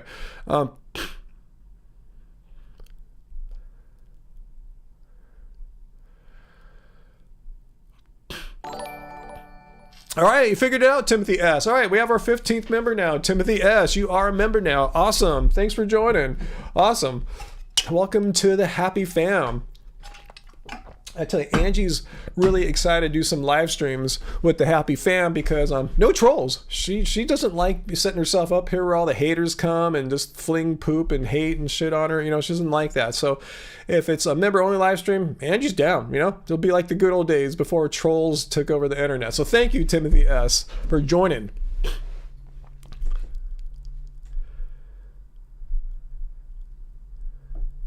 All right, Luis. So you disagree. You don't think the killing principle applies to humans. That's funny because, yeah, Avi and Isaac, from what I remember, thought it did. Oh, VLamb's a member too. Awesome. Cool. We got, all right, I'll tell Angie, we got like, what, 3 or 4 new members tonight. Awesome. You know, thanks for joining the happy fam, guys. Yeah, we just launched it, like I said, I think 2 Fridays ago. And, you know, it's picking up steam. Or was it just last Friday? I think it was last Friday's live stream. Yeah, we've been doing a lot of stuff, guys. Getting the whole membership thing set up and this new 24/7 live stream thing that we're going to launch next week. Let me know if you just came and you didn't hear me announce what that is. I'll talk about that later. All right, you actually really leave me this time, Harold. Thank you for joining. And thank you so much. Good. Thanks for being a member. We will see you.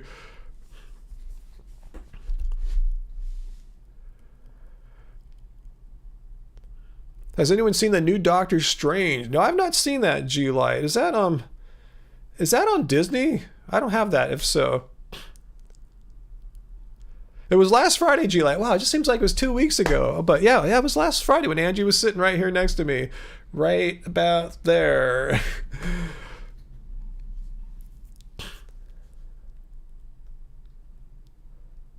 Yeah, let's move on, Luis. Yeah, I really haven't put any thought into that whole vegans killing the lions thing in quite a few months.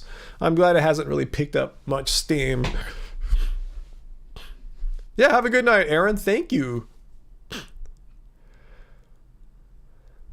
Let's see. When will we see the first vegan president, Daniel? Hopefully it'll happen in our lifetimes, right? You know, there's some vegans in Congress and in the Senate, so, you know, there's a chance. I don't think there were vegans in Congress and Senate when I was in, like, you know, when I was in my 30s, say. So, you know, things are happening. Oh, you missed last week's live, VLAM. Okay. I was waiting to join on the live stream. Cool. And when you join on the live stream, as you saw, you get that bonus thank you that my streaming software puts there on the screen, thanking you guys. So thank you. Let's see. No Limit 3. How do you make a transition to veganism? Well, let us know where you're at. No Limit 3 in your path to veganism, and I will share with you any questions you might have so I can be specific to you. So let me know what your situation. Dr. Bear, thank you. It's such a silly argument that we should kill predators. It's also equally applicable to people who need medication. If a person needs medicine that isn't vegan, then they require other sentient beings to die, so it's acceptable to kill them? Silly. Yeah, it's absurd on so many levels. Thanks for the super chat there, Chip. Super chat tip there, Dr. Bear. I mean, if this theory were really put into practice, you would have vegans organizing like big game hunting trips to Africa where they just go and try to shoot as many lions and tigers and whatever as they possibly can. I mean, this is crazy, you know? I mean, there's so many absurd logical consequences of it. Yeah. Maybe I'll be the first vegan president, but I need to get like way more politically powerful to do something like that. Let's see. I thought I saw a comment there I wanted to go. Oh yeah, No Limit. You're talking about the transition to veganism. You're based out in Southern California. Well, this is a great place to be vegan. But again, let me know more about your like transition. Like where are you at? Like would you like to go vegan? Like just let me know. Like what do you want to know? And I will try my best to give you the best answer that I can. But yeah, it's kind of vague. Transition to vegan. Let me know specifically. Like what kind of things are you concerned about? That's what I'm trying to say. What are you concerned about? And I will give you my 2 cents. How's that? Yeah, tons of animals. Yeah, they'd have to go into the oceans too and get like sharks and yeah, anything that eats other things that, you know, that are not plants. Yeah, that's a lot of killing. Vegans would be busy killing all the time. You know, it's just crazy to ponder how much killing the vegans would have to be doing.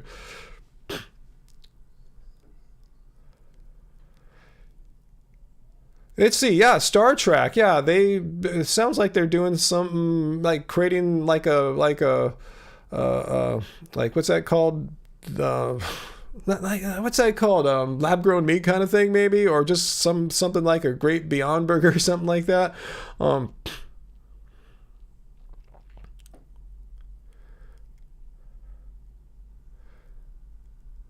let's see. Yeah, I could get into politics again. I could have this year. There's a big race for mayor in Long Beach this year, but you know, same things happen. And the two candidates that got like the most money from special interests are the only two ones that have any chance of winning.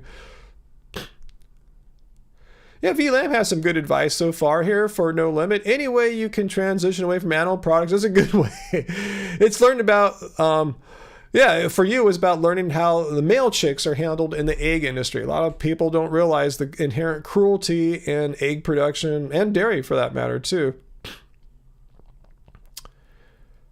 Let's see.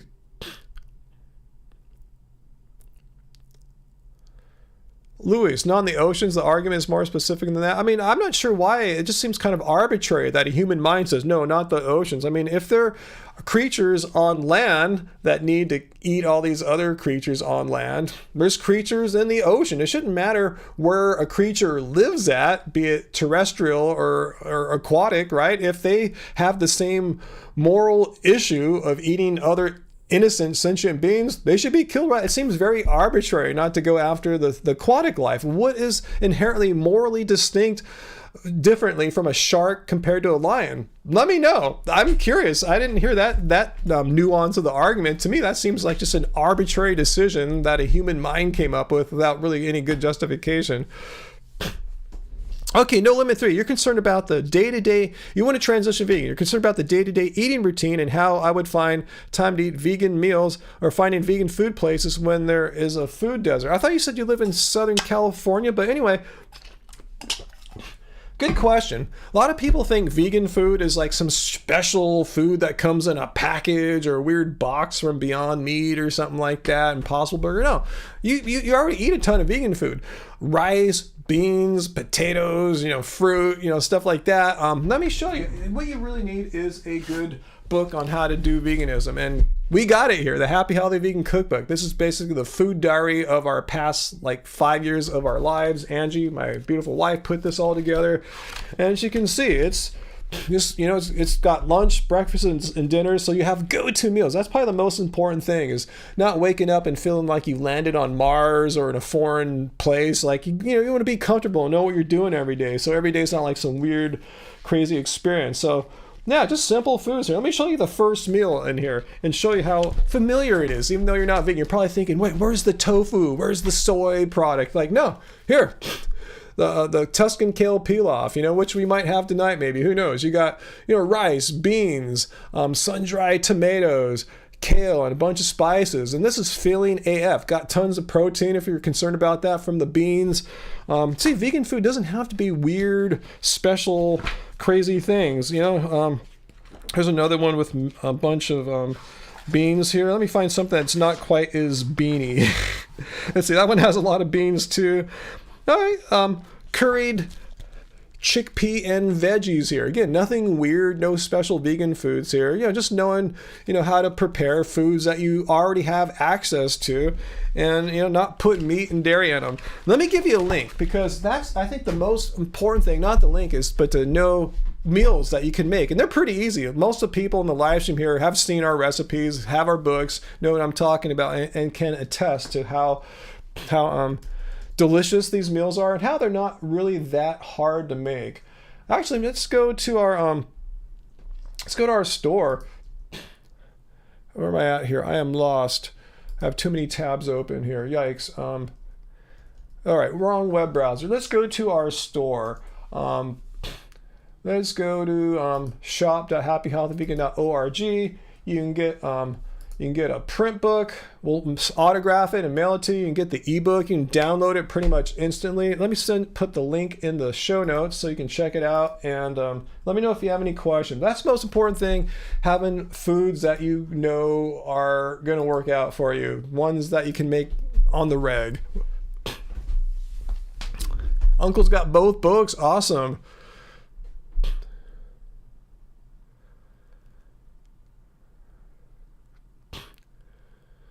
Let's see. No Limit. You'll definitely check it out. Awesome. Also, what about when you don't have time and have to eat out? Easy. If you live in Southern California, if you need fast food, easy. You're lucky. Del Taco is my favorite fast food place.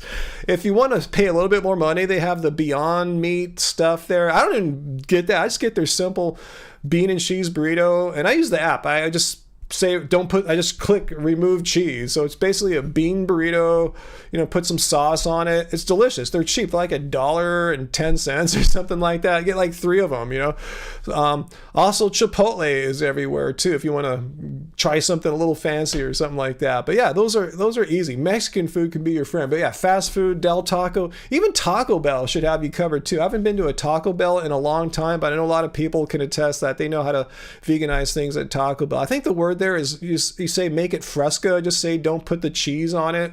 No dairy. They know these things now. It's 2022, so it's not really hard. And also, like regular fast food burger places like Burger King, Carl's Jr. Correct me if I'm wrong. They have their plant-based burgers now too. I think they put cheese on it, so you have to tell them to not put cheese on your vegan burger. But yeah, it's not like things were like say 10 years ago. It's really easy now to go out to a fast food place and not have animal bits in your food.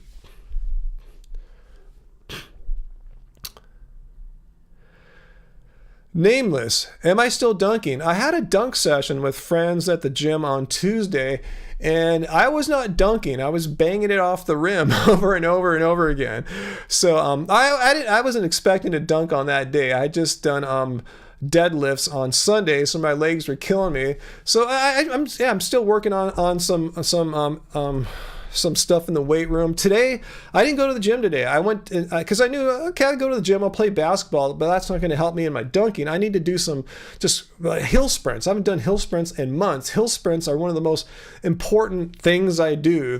Probably the gnarliest thing I do in my training, but yeah, I haven't done it in months, but I notice when I'm doing hill sprints, I'm way more just quick and explosive. It gives me that extra explosiveness to get higher up in the air. So yeah, ask me again. I'm hoping to be dunking by my birthday, by my birthday in July. So that's kind of my goal right now. But yeah, I'm just going through a strength phase. I've been doing a leg strength phase for a few months now. I'm getting stronger and stronger there. So I just need to combine that with some explosiveness, and I think I'll get that extra inch to like not get stuck on the rim. Uncle, you had a Del Taco Beyond burger for the first time last week. Pretty good. Yeah, I got it once. I remember their Beyond stuff's cool, but I just kind of like their simple bean burrito, $1.10. You can't go wrong.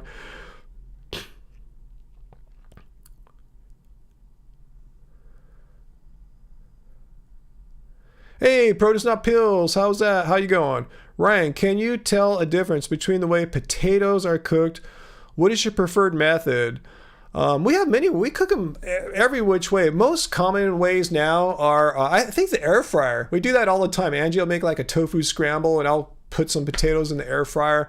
Before that, I was putting them in the pressure cooker, like steam cooking them in there. We boil them, but I kind of like the air fryer in that it's pretty quick. I don't know if it comes out most deliciously from the air fryer, but it's good enough. It works well with the scrambles that Angie makes. Yeah, at Chipotle, yeah, you can get the Sofritas burrito. Thanks, Mithu Lion. I obviously have trouble with your name, but let me get back to this. What was I going to say? At Chipotle, yeah, you can get their vegan meats, the Sofritas thing they make, but I don't get that. When I go to Chipotle, I just have them put a bunch of rice and beans and guacamole on the burrito. That's I don't need fake meat. I mean, it's cool, but I just rather have more rice and beans, So yeah, there's many ways to construct vegan menu items at these restaurants. You want Taco Bell now? I kind of missing Del Taco right now, guys. But fortunately, we have better. I tell you, a couple Fridays ago, Angie discovered, just down the street from us, like, a 5-minute drive. There's a Mexican food place that's open till 11 on the weekends where we can order vegan burritos and tacos. So maybe we'll get some of that tonight.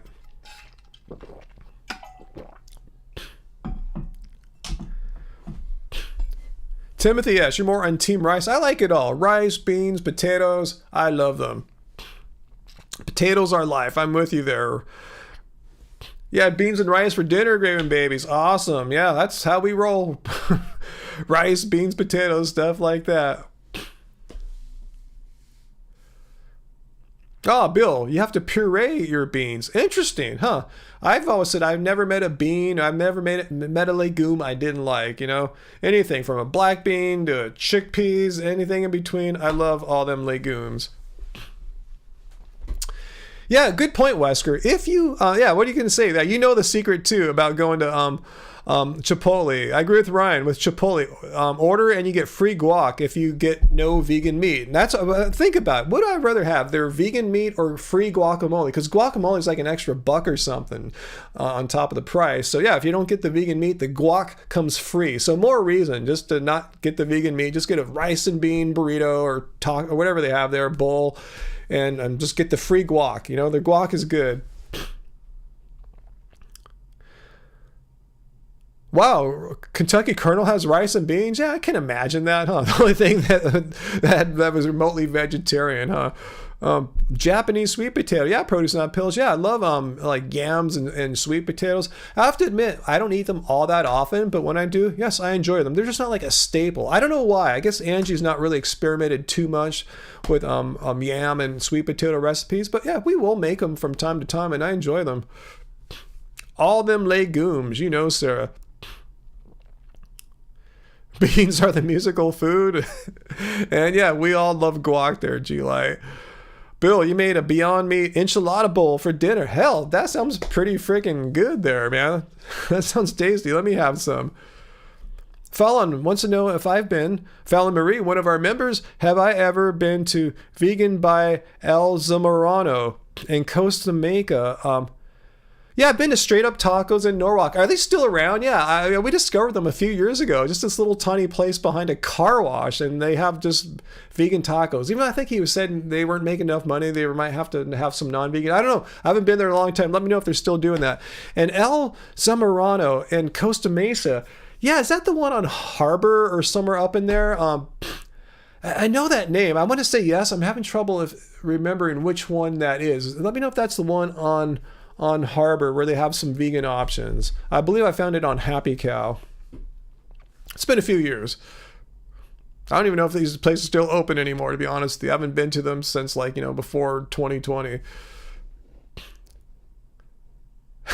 Fu Man, I don't doubt your guacamole skills there. I only ask that you send me a sample so I can verify.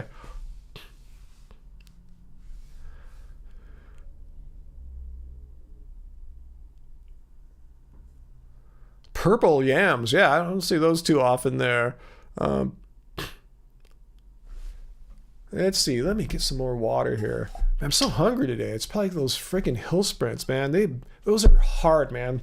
Hill sprints are gnarly. They are so gnarly. Yeah, G-Light. Yeah, we like Asian vegan food as much as anyone. Yeah, me, I'm Asian, we love vegan Asian. Hey, we're lucky. There's a Korean restaurant not too far from us here in Long Beach, Sura, S-U-R-A, and they have their own vegan menu, and they say their own section of the kitchen, like their own vegan kitchen there too. Yeah, when you go to restaurants, Thai, yeah, easy. Just get some pad Thai without any egg or shrimp or anything like that. Pretty easy. I'm going to turn the AC off here.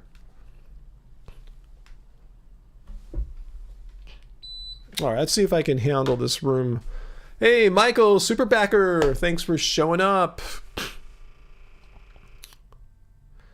That's sad, Fu Man Poo, but yeah, you don't need a Whole Foods or Trader Joe's to be vegan. Yeah, it makes it a little funner and easier, but yeah, definitely not necessary.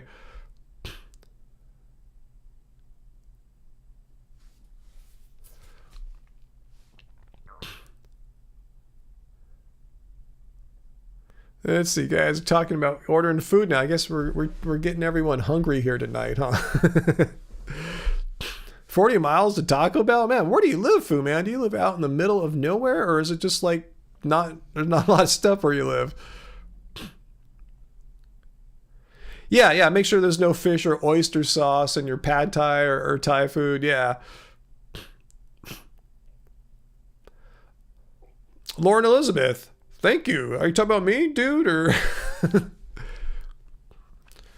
I forgot to wear It Doesn't Suck Being Vegan tonight. Angie washed it for me. I see in our Streamlabs bot there just chatted that Doesn't Suck Being Vegan tees. Those are in right now. I don't have it here, I don't think. Damn, should have worn it tonight. Damn. Oh, I'll wear it next Friday. Yeah, they're in right now. We got them. At least I could show them to you on our new merch store. Oh, I think we just got a super chat tip there, Dr. Bear. I won't forget your super chat tip there. I think that's how I got distracted last time. Where is it? Here we go. Here is our new merch store. It's simply merch.happyhealthyvegan.org. I will paste that down in the chat for anyone who might be interested in getting one of these Doesn't Suck Being Vegan shirts. I know Peter got his already. We got several color choices here. All sizes from small to double XL. And we even have like, we tried to recreate our standard old logo shirts here too. And we have the ebooks for download too, as well. So anyway, let me get back to our normal programming here. Dr. Bear is planning your Disneyland trip. Awesome. Do you think we should get a rental car, or do you think we get by with Uber or walking? Oh, where are you staying at for starters? Let me know, because that makes a huge difference. If you're staying at the Disneyland Hotel, you don't need a car, unless you want to get out and see some of California or the local Southern California area. If you're staying on Disneyland, you don't need it though.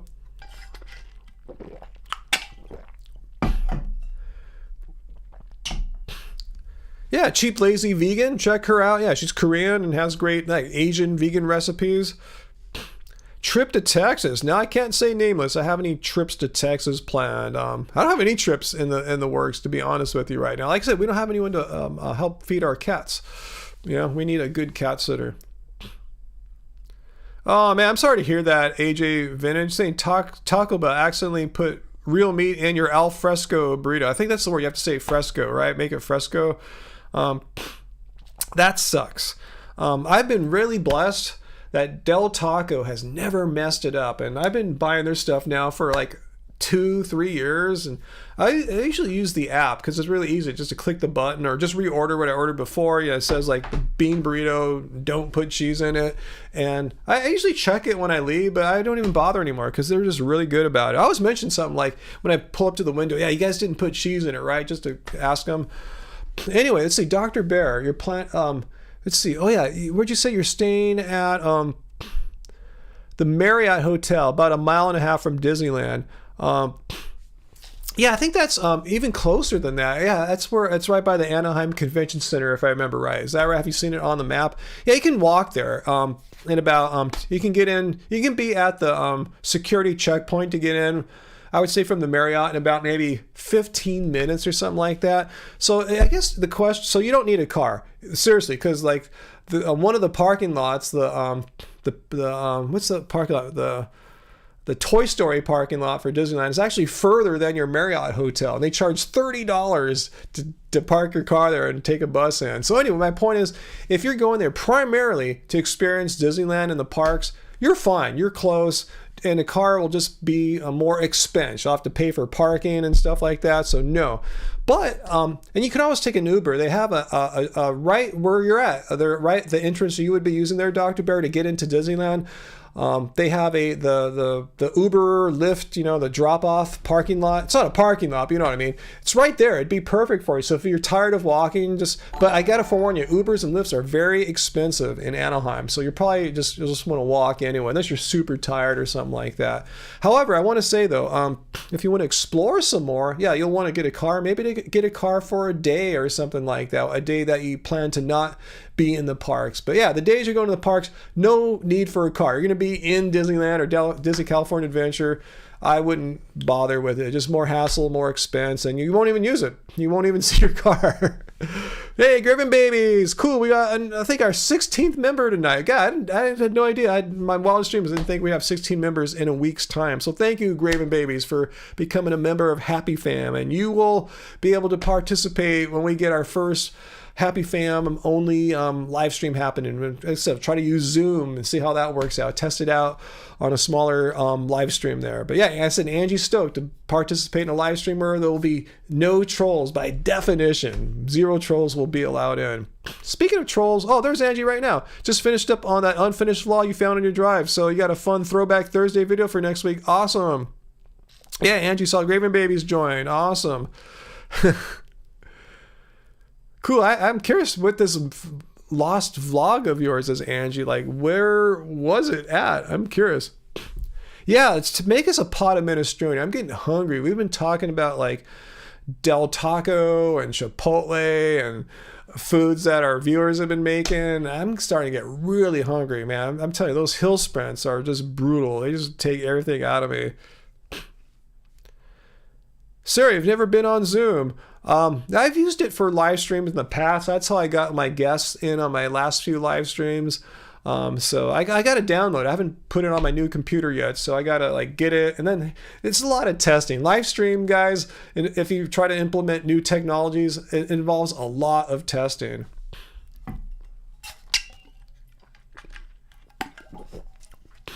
Fu Man Poo, the peer pressure to join is intense. Yeah, it should be. No, just joking. Stir fry, that sounds good, Nameless. Yeah, we were this close to making a stir fry earlier today, and we didn't. Huh. Yeah, it's cool seeing all the green member names there, huh? Yeah, troll free sounds wonderful, Hungry Babies, and that's how the member only live streams will be, unless a troll wants to pay. But I recognize all your guys' names, so if someone just joined and became a member and I didn't know who they were, I'd be kind of like, who are you? I mean, some people just remain in the background without, silent. They don't participate in the chat much, and I understand that. That's totally cool. I'm already getting so hungry. Yes, Angie, please let's get that minestrone pot going, because I don't know how much longer I can make it, to be honest with you. I'm already hungry now. And I ate a little bit like right before coming on, but I guess it wasn't enough. Nameless, you can pay to troll. You'd have to act, right? You'd be acting. You wouldn't be your true self, huh? And that wouldn't be any fun. High protein tofu, hells yeah. G-Light, I was not aware that it's Asian. Is it this month or next? I guess you're telling me about next month. Am I celebrating Asian American and Pacific Islander Heritage Month? Doing any events? In Canada, it's Asian Heritage Month. It probably is. Usually these things are national things or international. I don't know. I'll take a look at that. I've never done anything in the past. If you have any ideas for me, let me know. But yeah, I was not aware of that. You're feeling hungry too, Angie? Awesome. Because I am starving. Sarah, that's cool. I respect that. You would like to join our membership thing, but you have $0 connected to anything online. Wow. You are a relic in that way. A member at heart. Yeah, you are totally a member at heart. That's awesome. I have respect for that. Not having any of your finances tied up to online things. I mean, I'm the opposite of that, so I can respect that. That's totally cool. Poor Jesse 12 stream, we got you hungry now. That's cool, that's cool. We all got to get hungry, huh? Okay, the Dusty Dud. I think I saw you mention this earlier and I didn't see it fully. You're saying the reason why you haven't become vegan is because protein and fats are essential. Yeah, protein and fats are essential. All 3 macronutrients are essential. I guess one could argue carbs aren't necessary. You could starve yourself and like protein converts into carbohydrate. But still the carbohydrate gets, the body needs it anyway. No, but protein and fat are in plant foods. Where did you get this idea that of course they're essential, but why are you saying that to a vegan? Are you saying that we don't get enough fats or proteins in our diet? You could. There's many ways to construct poor vegan diets where you aren't getting enough like fats or proteins. Like say if you're fruitarian, yeah, you could easily do that. If you eat a balanced vegan diet like we do here, I mean, let's look at the first recipe in Angie's book once again here. Talk about protein. Angie's making us tonight a stir fry with high protein tofu. Right here, we got legumes, like a whole can of legumes in here. I mean, if you really want to get some extra protein though, if you want to get a boost for protein, say you're a bodybuilder, athletic, or older, I'm all three of these, you can get some plant-based proteins as well. There's no limit here. I mean, if you want to get like, an extra 20 grams of protein every like breakfast, you can get the Clean Green Protein from Clean Machine here. It's a whole food plant. I know some people think, I don't like all these weird chemical isolates. No, it's duckweed. It's an aquatic lentil, basically, I think. Something like that. So it grows on the tops of pond water. And you can get that, and you can get 20 grams of protein there. And you also have essential fatty acids. It has, essential fatty acids in the form of ALA. So you're getting protein, you're getting fat from this. This is, again, a supplement. You don't even need to have this. But if you want some more fats, if you want to get some more proteins, there's ways to do that, Dusty Duds. So yeah, I know fats and proteins are essential. Oh yeah, if you want some more fats or proteins here we go. Here's some karma nuts. Let's see. Let's break it down here. This has got 12 grams of fat right here, guys. 12 grams of fat. So I'm going to have a few grams of fat right now. Now, how's the protein content in here, too? I'm not quite sure if it's got it here. 5 grams of protein as well. All right, so I'm going to have some protein and fat right now as I quench my extreme hunger here. So yeah, Dusty Dud, yeah, I agree. Fats and proteins are essential, and I am consuming them as we speak. I love karma nuts. I haven't had these for a while.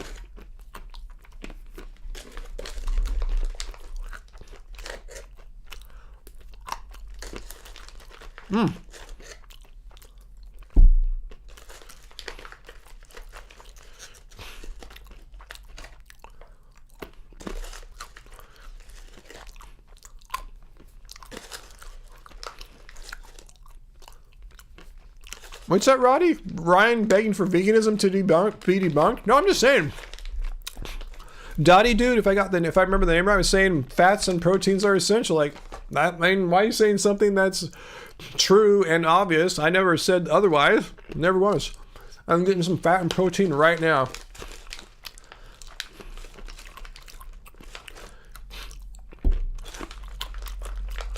So anyway,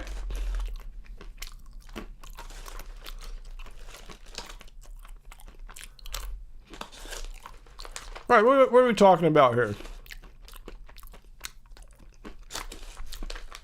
Uncle, why do you want to grow your own duckweed for?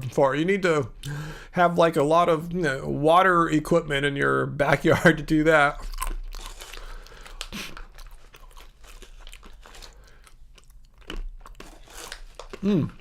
Get my fats and proteins now, guys. Supplementing here.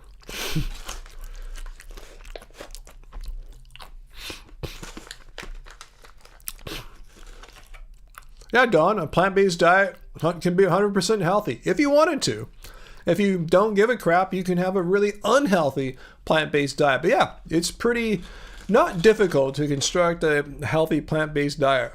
Hey, Kay, how's it going, Kay? Always asking the tough, weird questions as always, huh?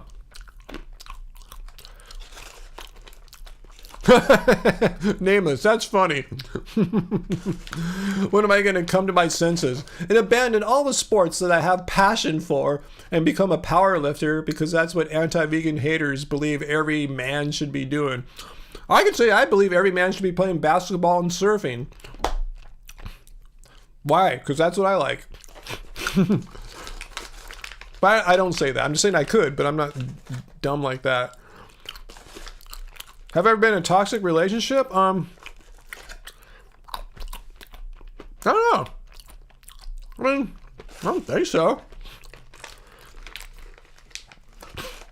I don't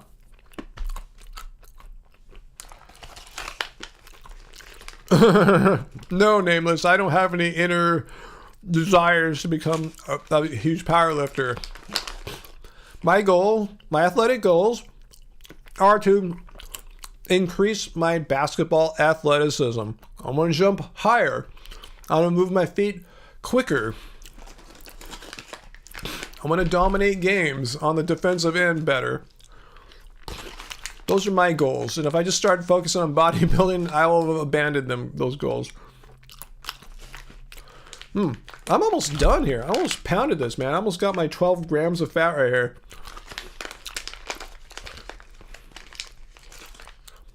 Yeah, do you like? There's tons of protein options. Nuts, seeds, sunflowers, sprouts, tofu, all beans, legumes. Become another Shaq? Hey, I'm only 6'4.5". There's no way you could be a 6'4.5" Shaq, you know?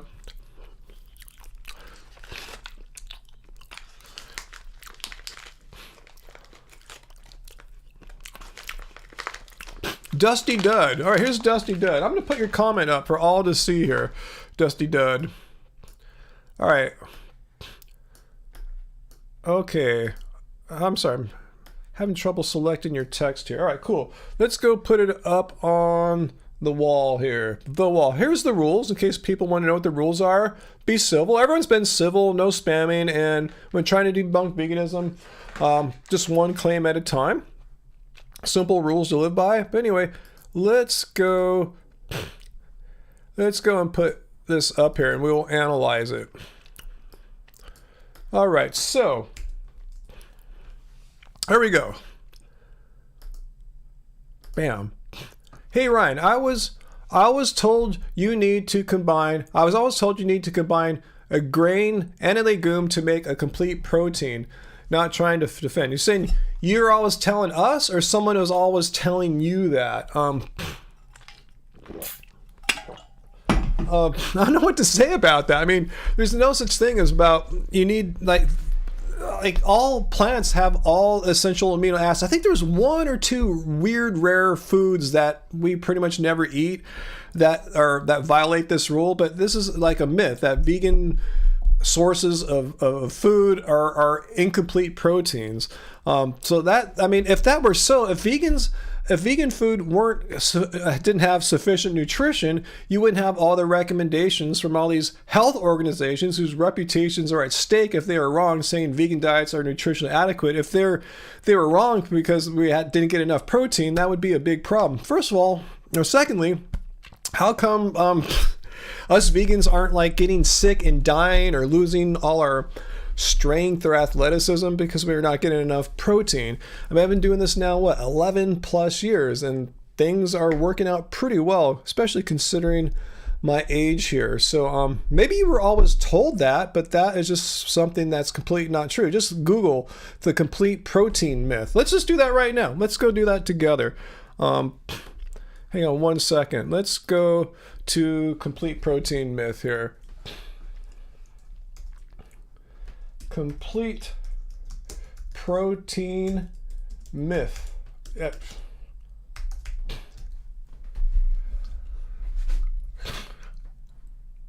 Okay.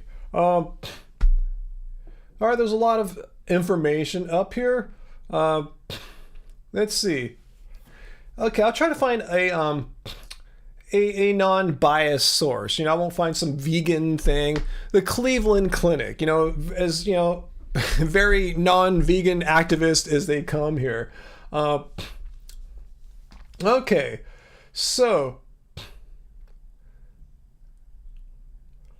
plant-based proteins. What are they saying here? You probably noticed most complete sources of protein are animal products, but no need to sweat it if you're following a vegan diet. You can still meet your protein needs with a variety of plant foods. In fact, you don't even necessarily need to mix and match. That's what you're saying here on this claim here about having to mix and match things. They're saying you don't even have to mix and match incomplete proteins that create a complete protein in each meal. Here's what we do here. I've never read this page before. Including a wide variety of plant foods. That's what I've been saying for years here. Wide variety of plant foods such as legumes. Gonna eat them every day basically. Lentils, nuts, seeds. I just ate a bunch of seeds right now. Polished them off here. Whole grains on a daily basis. Yes, check, check, check. will allow for you to get the complete protein you need. Again, this is the Cleveland Clinic. This is not some kind of vegan activist site whatsoever. They're saying, yeah, you can get all your complete proteins from me, but vegans, as long as they're saying this, as long as vegans aren't doing something extreme and stupid, like just juicing all the time, or eating just uncooked fruit all the time. As long as you're eating a wide group of plants and the kinds of foods that we just talked about here, stuff we eat on a daily basis, like legumes and nuts, lentils, stuff like that, staples of our diet, you're going to get all the protein you need. Is this my opinion? No. Again, this is the opinion of the Cleveland Clinic. All right. So anyway.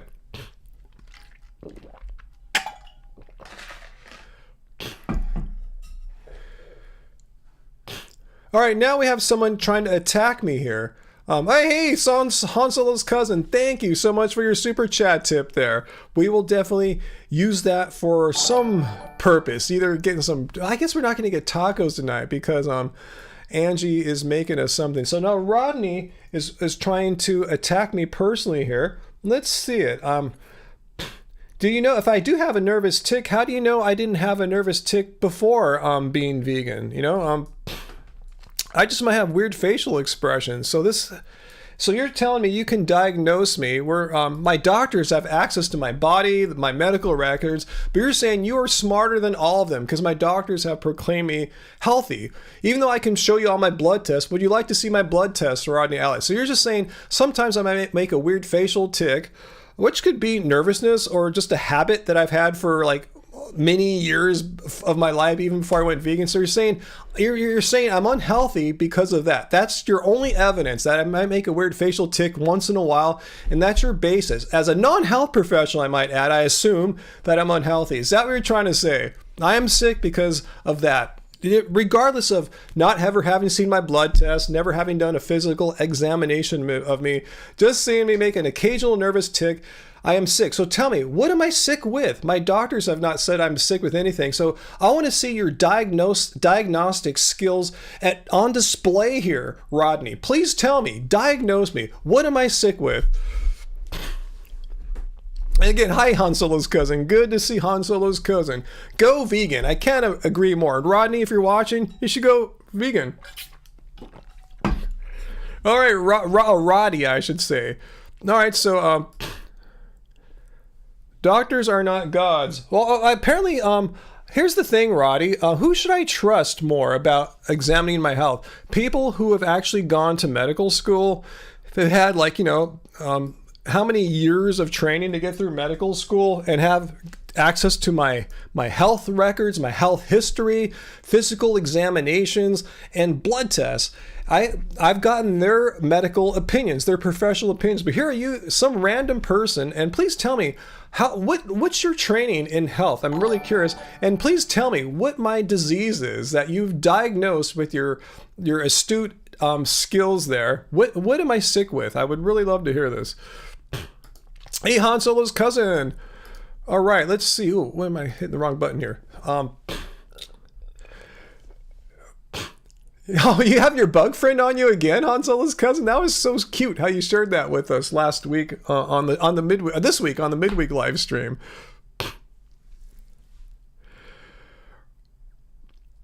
So Roddy, I should only trust myself. I do trust myself, but I only trust myself on things that I'm knowledgeable on. I did not go to medical school. So guess what? If I'm experiencing some internal pain in an organ, I don't want myself to operate on that organ. I don't want you to operate on that organ if it needs operating upon. I would trust someone who's actually done it before and do it in a hospital situation. I'm saying, yeah, of course I trust myself. It's like my car. My car breaks. I don't know how to fix it. I trust myself, but I'll have to trust someone who is skilled in repair of that machine. So yes, I agree with you. Trust yourself, but you have to admit there are people who know more than you do in other areas. That's why we have specialists. That's how society works. So Rodney, you're violating one of the rules here. You're jumping all over the place. Let me show again what rules we have here. Oops, wrong button here. Roddy, you're look at rule number 3 here. When trying to debunk veganism, I will discuss only one of your claims at a time. Don't bring up new claims. Now you're talking about gut and trusting yourself. Yeah, these are cool things. You're just throwing poop on the walls. You're throwing this, let's throw that. I want you to answer. You're the one that came here and said, this. I am sick. Please tell me, what disease do you think I have? Please tell me, what disease do I have? And how do you know? It's just because I have an occasional nervous tick. Okay, let's see your evidence. Again, extreme claims demand or require extreme evidence. That's not from me, that's from Carl Sagan. Anyway, please show me what your claim is, what disease I have, and why it's only because I have an occasional nervous tick. So anyway, let's get back to everyone else here. Yeah, Jesse, I should conduct my own blood test. See, I'm not even skilled enough to draw my own blood, let alone have the skill to analyze the blood. I don't know how to operate the machinery that analyzes blood, and then after that, to interpret the results. That requires a different set of skills than the lab technicians. Yeah, he's throwing poop on the wall. Roddy is extreme, just throwing poop on the wall. So Roddy, thanks again for your super chat tip there, Han Solo's. Roddy, if you want to actually do more than throw poop on a wall, and actually show, give us your reasoning as to what disease I have. I mean, it's one thing to say I'm sick, but tell me, I want to know, Roddy. Now you got me curious. What am I sick with? Please help me so I can fix my problem. I can take the required medication or whatever. Please, Roddy, tell me exactly what I'm sick with. Okay, occasional, let's say it is every 2 seconds. So tell me, what am I sick with? And how do you know I didn't have this before I went vegan? Do you know this for an absolute fact? So you're saying anyone who has a face tick has a disease. So tell me, what disease is this? And is this disease related to veganism? Because last time I checked, veganism is not like the cause of face ticks. You can have a face tick and be on any diet. So be specific. Please tell me what disease I have. Roddy just needs a tall glass of pee? Maybe so. No, you're throwing poop on the wall. Roddy, answer my question. You're the one that came here and said this. So please tell me. If I'm sick, please tell me what I'm sick with. Tell me exactly, or at least generally, what's the name of the disease or family of diseases that your non-medically trained brain is diagnosing me having. I want to know. Yeah, Han Solo, thanks for the super chat tip again. I'm just having some fun here with Roddy throwing his poop on the wall. But yeah, I know. I just want to know what disease Roddy believes that I have, because I have a nervous face tick sometimes. So please, I blink every 2 seconds. Fu Man, you have nervous ticks? It's because you're vegan. See what I said? If you have anything that someone can perceive as an imperfection, they attribute your diet as to the reason. Oh, sick with malnutrition. Okay, you finally got the disease. So here's my disease now. All right. Here we go. I'm going to put that on the wall as well. All right. So we get it on there. Sick with malnutrition. So Roddy, if I were sick with malnutrition, as you claim here, that would be something that is fact checkable, meaning it's not an opinion, like, like opinion being like saying like, what is the greatest band of all time, or who's the best superhero in the Marvel universe? Those are all opinions. There's no objective fact that Thor is better than Loki or whatever like that. Iron Man is better than Spider-Woman or what have. I don't know this stuff. But I'm saying if someone is sick with malnutrition, that is an objective fact. That's something that can be fact checked. So let's go look to see if I'm deficient in anything. So fortunately, I have many blood test videos here, and I'm sorry, let me just give you, Roddy, how many people do you know, vegan or not, that have been putting their blood tests up regularly every 18 to 24 months for like the past like nearly 10 years? Joe Rogan's not doing it. I don't think the carnivore people are doing it. I don't see too many vegans doing it, but I've been doing it. Why? Because I love getting my blood test. I love going there and getting my blood drawn and getting the results and checking them out. So I just pasted down into the show notes years and years and years of blood tests. So you can check them out and tell me what I'm deficient in, because I'm not deficient in as you're saying here. Yeah, sure, some results could be better, but pretty much everything's within range. My LDL cholesterol is a little high. It's a little bit over 100. A lot of people say vegans are deficient in cholesterol. Not me. Mine's fine. So Roddy, since you know so much... Oh, don't roll out the blood test. Why? Well, please, Roddy, tell me why am I not allowed to roll out blood tests? Are blood tests somehow, in your mind, they don't matter. These objective measurements, according to Roddy, are irrelevant. All that's important to Roddy is his opinion, diagnosing me from a distance based on a perceived nervous blink or cheek movement or something like that. That's what matters. Blood tests, F them. Blood tests, just throw them away. They're completely useless and don't reveal anything about the inner workings of, say, are you nutritionally deficient in anything? No. A face tick reveals more. So hospitals, according to Roddy, shouldn't even blood test their patients. All they should do is look at their face ticks. Blood tests are a waste of money and a waste of time. They don't reveal anything about the inside of a person's, like, their well-being. Nice, good point, Roddy. I'm glad you're not a medical professional, because that is crazy. Hey, Han Solo's cousin, thanks again for your super chat tip there. Wow, you like flu shots? I'm terrified of them. No, I didn't say I like flu shots. I like blood tests. Big difference there. I don't like flu shots. I haven't had a flu shot in dark ages.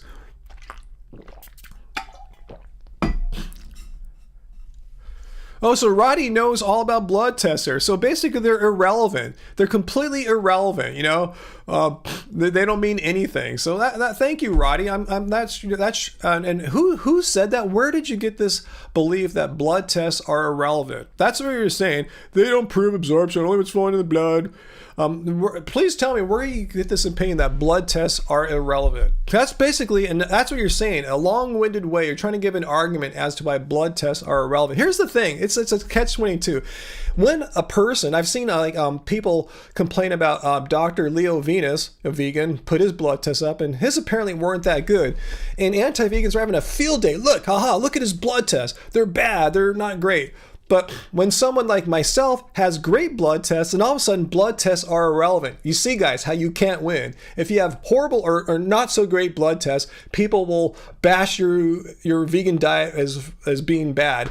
But if you have good blood tests, well, blood tests suck. You know, so you can't win. You can't win with anti-vegans. If you have great blood tests, don't matter. Bad blood tests don't matter. They hate you. They think you're bad. Oh, thanks, Han Solo's cousin. Follow Happy Holly Vegan right now and go vegan. I can't agree with more with both of those. Thanks so much, Han Solo's cousin. Yeah, and go vegan. I like that. Follow us, Happy Holly Vegan, and also go vegan. Hey, Jen Marie, I saw a donation. Wait, how did that come from? Let's see. Huh. Well, thanks, Jen. I didn't see where that was that on, it looked like Streamlabs. Yeah, well, thanks, Jen Marie. I just saw that flash on my screen for 1 second there. Thank you, Jen Marie. Yeah, it didn't seem to have a question or anything associated with it. Usually I get a message and it sticks on my Streamlabs software here, but I'm not seeing it. I just saw it for 1 second. Maybe my software is deficient like me, right? Anyway, that was fun. Brandon, did I ever pin down why my cholesterol was higher than normal? No. I suspect there's genetic components. I've heard doctors discuss this. Some people's just run higher. And but anyway, I was planning to go see a vegan cardiologist. I just didn't get around to it with my mom's heart surgery last year and the complications after that. Yeah, I'm still going to get going out there and figure out what's up. But yeah, I mean, it wasn't like horribly high. You see some people with their like LDL, like 180 or 240. Mine was like 109. You know, you just wanted to have it be under 100. It wasn't really, or it wasn't 114. It wasn't that bad, but I'm saying it wasn't like, I'm going to die or anything like that. So Next time I get a blood test, though, I'm going to also get a test which is called ApoB. Exactly how it sounds, ApoB, which I've learned is even a more strong correlation with heart disease.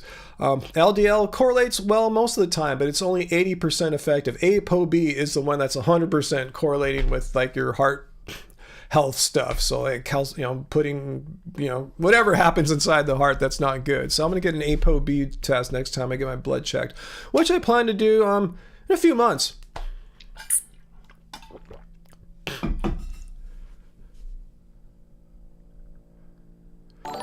Roddy, the reason why people are attacking your arguments is because what you're saying here is preposterous. You're saying that blood tests are irrelevant, and you have diagnosed me with malnutrition because of an occasional nervous tic I may have, and I've probably had it since before I went vegan. So you can't say that my vegan, if I was malnourished before, that if malnourishment caused the face tic, it would have been before I went vegan, when I was eating your stupid diet that had animal products. So your diet sucks. Your diet's what caused it, and I still have the after effects of it as a vegan. And I saw Renee. Hey, Renee, I haven't seen you tonight. Thanks for the super chat tip there, Renee. Keep up the hard work with these anti-vegans, Ryan. Joe is at it again with his plant activism on his podcast with Lex Fridman. Oh, thanks. Thanks for letting me know. Joe is saying more complete nonsense about plants. God damn, I'm so busy. I don't have time to make another Joe Rogan video, but how do I know your diet, Roddy? Because I assume it's not vegan. That's what I'm saying. Your diet is not vegan. So if I had my tic before I went vegan, I got on your crappy non-vegan diet. Maybe not the exact way you're eating, but I can guarantee it's not a vegan diet.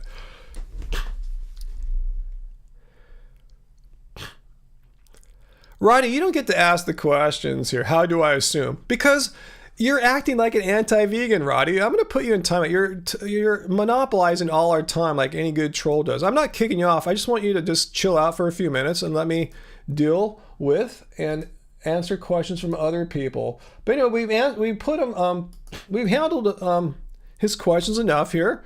The poop wall. I'm sick. I have nervous tics, and we learned not to trust doctors.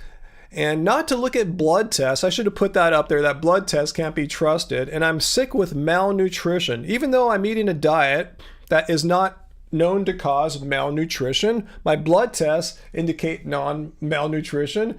And in fact, we can find health organizations from around the world who say that well-planned vegan diets don't cause malnutrition. But Roddy here thinks he knows better. Anyway. Let's get back to the live stream here.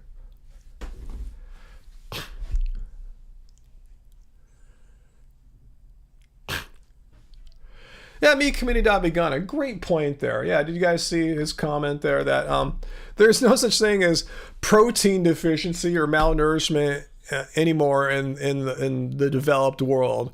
Unless you're anorexic, even then it's difficult to reach that point. So yeah. Someone like me who is not anorexic, eating like 2,500, 3,000 calories a day, getting plenty of... If I was so malnourished too, Roddy, I know you can't answer right now.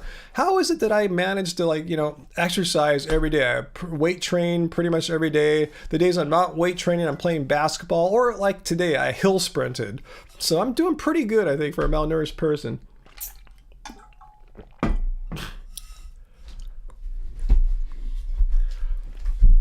Dr. Bear, I think, that Roddy is a child. If not, has the mind of a child. It sounds like a kid just effing around, huh?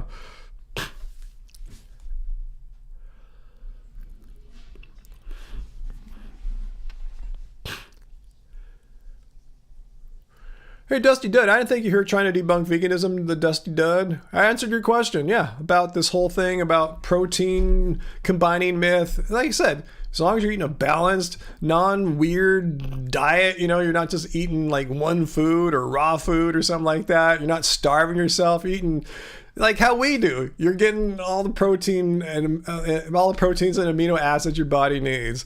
And if you need some more, have some Clean Machine Green Protein. Yeah, I wasn't mad at you, Dusty Dud, not at all.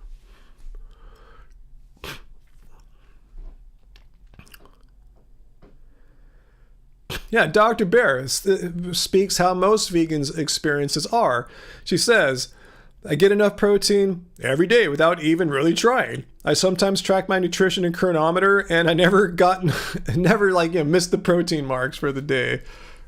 Sarah, power eater, eats all darn day. So, yeah, that's cool that Roddy thinks us vegans are malnourished and all this stuff, and he doesn't like my nervous tick. So, yeah, sorry if you don't like my nervous tick. I'm curious. Let's see if nervous tics are caused by malnourishment. That's basically what he's saying. Let's go and look online really quick here.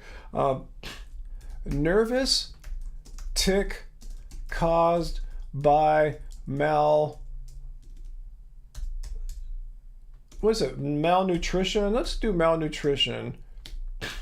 I can't spell though, so maybe Roddy has a point.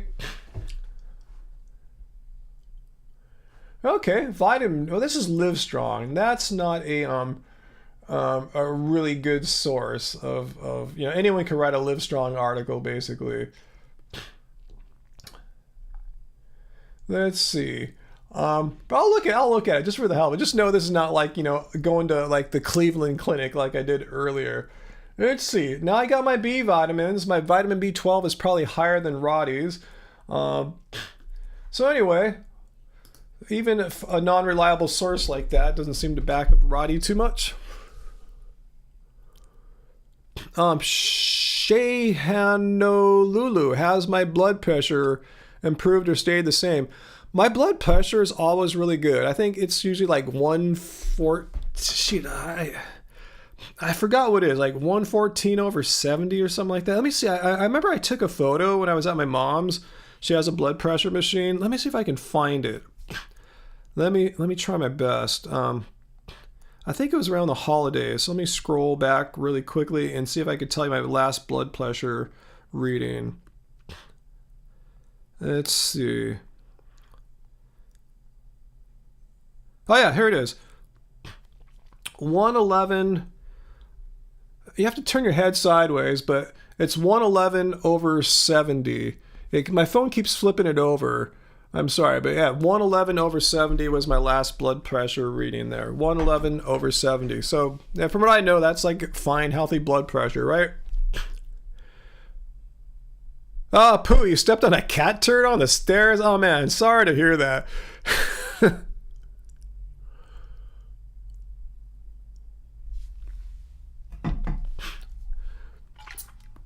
Brandon H. If I were protein deficient, I would have to be anorexic. Otherwise, how is it possible? And I'm far from anorexic. I'm like 196 pounds, I mean, I'm not anorexic. So kind of definitely not anorexic or protein deficient.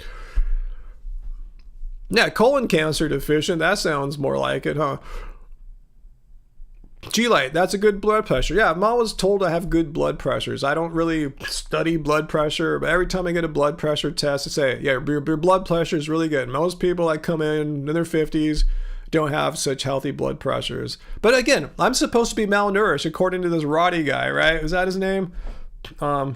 Yeah, Roddy, I'm malnourished. And I'm doing pretty good. I have a near perfect blood test for a malnourished person.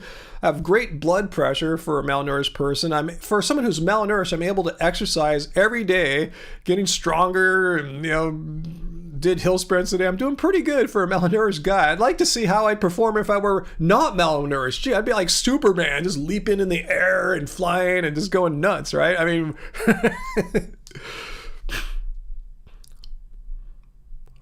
Sarah, your blood pressure, usually at 105/65. At the dentist, you're 115/75.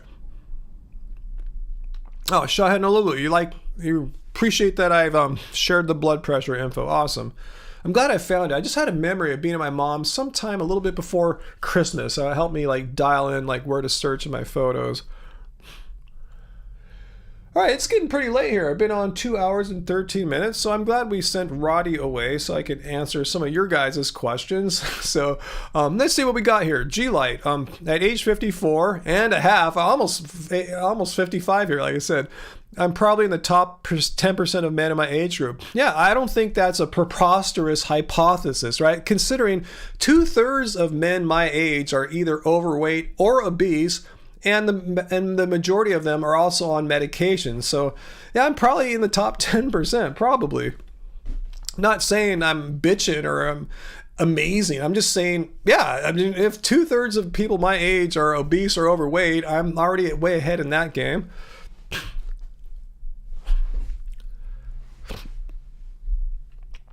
You think I banned Roddy? No, I put him in timeout. I thought I did. If I banned Roddy, let me check it. Let me see what I did to Roddy. Ooh, I think I did ban Roddy. I must have hit the wrong button. My bad. Sorry, Roddy. I didn't mean to ban you. That's what happens when I hit the buttons instead of the moderators. So I take full credit for banning Roddy there. I really said, you saw me. I said, I'm going to put you in timeout for 300 seconds or whatever so you can like chill out as I answer other people. But I think I banned Roddy. Anyway, I have no regrets, whatevs, He needed a spanking, huh? He should have been banned. But anyone who says this nonsense, that I should have put the blood test up there. I'm sick with malnutrition. I have a tick he doesn't like, then my blood tests don't mean anything. But again, I'm sure if I had horrible blood tests, he would say, but your blood tests suck, so you can't win. Can you unban? I don't know. Let me see. Let me see if I can unban someone. Oh yeah, I did. I just unbanned him. Roddy, if you're back, I just unbanned you. Not to say we want you. If you come back, I'll put you in timeout because I don't want to spend any more time dealing with Roddy. But yeah, thanks for pointing out. I didn't realize I could unban someone, which makes sense. I'm sure it happens. Like when you try to mute or ban someone, the chats are scrolling quickly, so it's easy to click on the wrong person and ban or mute them. So anyway,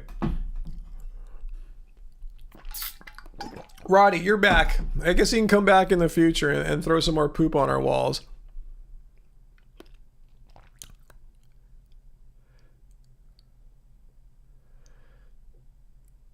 You're back, Roddy. See, I unbanned him. Roddy's back. No, why? I don't love you? No, I mean, I don't know you. So it'd be weird if I love someone I didn't know, especially loving someone who's saying stuff like this, that I'm sick with malnutrition and my blood tests don't matter. But yeah, Roddy, I'm just gonna put you in timeout, bro. I guess you were in timeout there. So if you want to just hang out, Roddy, and just not like monopolize the live stream with like nonsense, you're welcome to chill.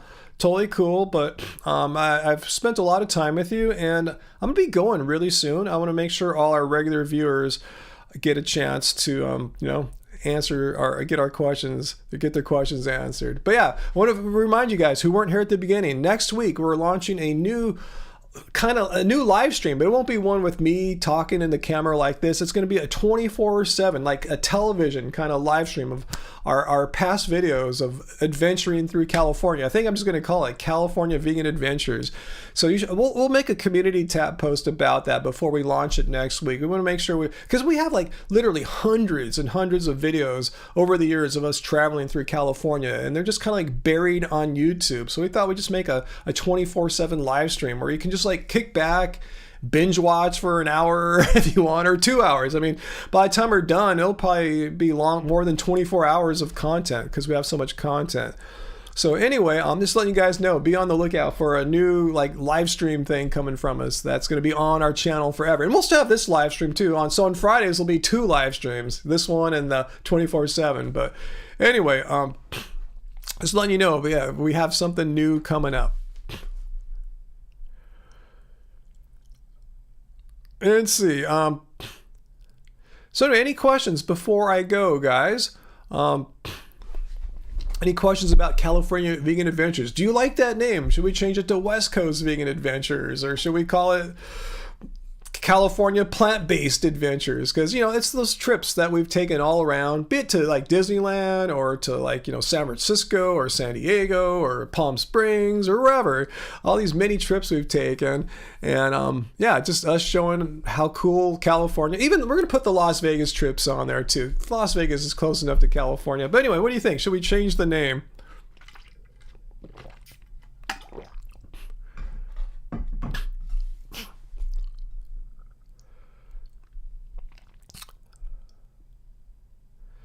Dusty Dud. I'm not sure if animal protein is more bioavailable or not, but the question is, let's say it were, Dusty Dud. Let's assume animal proteins are more bioavailable.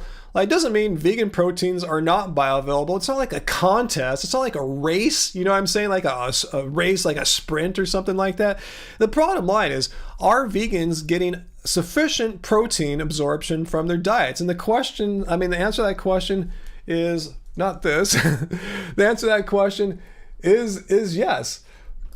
Look at health organizations from around the world saying pretty much the same thing, that sensible vegan diets are sufficient in all nutrients, including protein. So yeah, I don't know. Maybe animal protein might be a little more absorbable. Doesn't mean that vegan protein isn't not. Again, it's not a race. The question is, are you getting the nutrition you need on a plant-based diet? Again, as long as you're not doing something stupid, something trendy, starving yourself, stuff like that. Yeah. So who cares if it's more bioavailable? I don't know, and I don't really care. All I know is what here's the thing. I'm vegan. I don't really care what non-vegans are doing. I know that sounds kind of weird, but I really don't. I just want to know, hey, I'm vegan because I know it's wrong to exploit and harm animals for food, clothing, or any other purpose, because there's alternatives like plants. So the point is, if I'm going to live by my ethics, I have to eat something. I'm going to eat only plants. So the question is, if I'm eating only plants, am I effing myself? Am I harming myself? Am I going to be nutritionally malnourished, as like some of these anti-vegans say? And the answer is no. As long as you're not doing anything ridiculous, you're getting the nutrients you need. So I don't know, is animal protein more bioavailable or absorbable? I don't know, but all I know is vegan protein or plant proteins are just fine. You're going to get the nutrition you need. So do you really need more protein? Maybe you're getting a smidgen more. Well, if so, take a supplement. Take the Clean Machine Green Protein like I showed you there. Eat another cup of legumes if that was really a concern, to get that extra smidgen of protein that you might have absorbed from eating a piece of animal nonsense. So yeah, that's it. That's my answer. I don't know, but all I know is I'm not deficient, and it doesn't, and you shouldn't be deficient. It would be weird to be. You'd have to be doing something weird.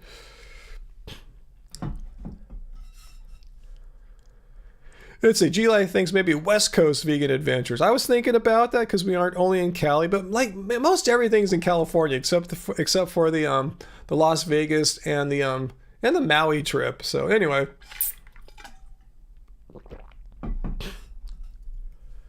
Let's see, Fall Dottie, you've been vegan for about a year. Keep noticing places where there's unnecessary animal products and exploitation. Yeah, like leather and couches or car seats. Do you ever get used to it? I mean, I don't know. I don't ever go in anyone else's cars, to be honest with you. I got mine, which has vegan interior. Yeah, I know what you mean. It's just a bummer to see how most people in the world don't think about, yeah, let's just use this product here that requires animals to be exploited and killed, when you don't have to. Like, why do they keep choosing products that require animals to be killed in exploitation? Okay, Dusty Dud, I'm glad you like that answer, because that's a true answer. I mean, yeah, who knows? Maybe there's more bioavailability in animal protein. I don't know, but I know I'm not missing out on anything. I'm getting enough, and I take a little bit extra with the Clean Machine Green Protein after my workout, just because other gym rats take their whey protein as well. Not because their diets are deficient, because of their gym rats. Hey, Dana Bananas Plant-Based Eating. Thanks for being a member there. Yeah, what do you think? Happy, healthy vegan adventures. Now, we didn't have the name of our travel live stream to have a different name from our channel name. So I thought, yeah, something like, yeah, California or West Coast Vegan Adventures, but Happy Healthy Vegan Adventures could do it too. I just wanted to emphasize that it's also a travel show. I think we did Happy Healthy Vegan Adventures. People think it's like this hardcore vegan show, but those travel vlogs are very travel focused. And we go to vegan restaurants too, you know, but we're not just like doing vegan activism the whole time. We're just exploring and then having some good meals in between.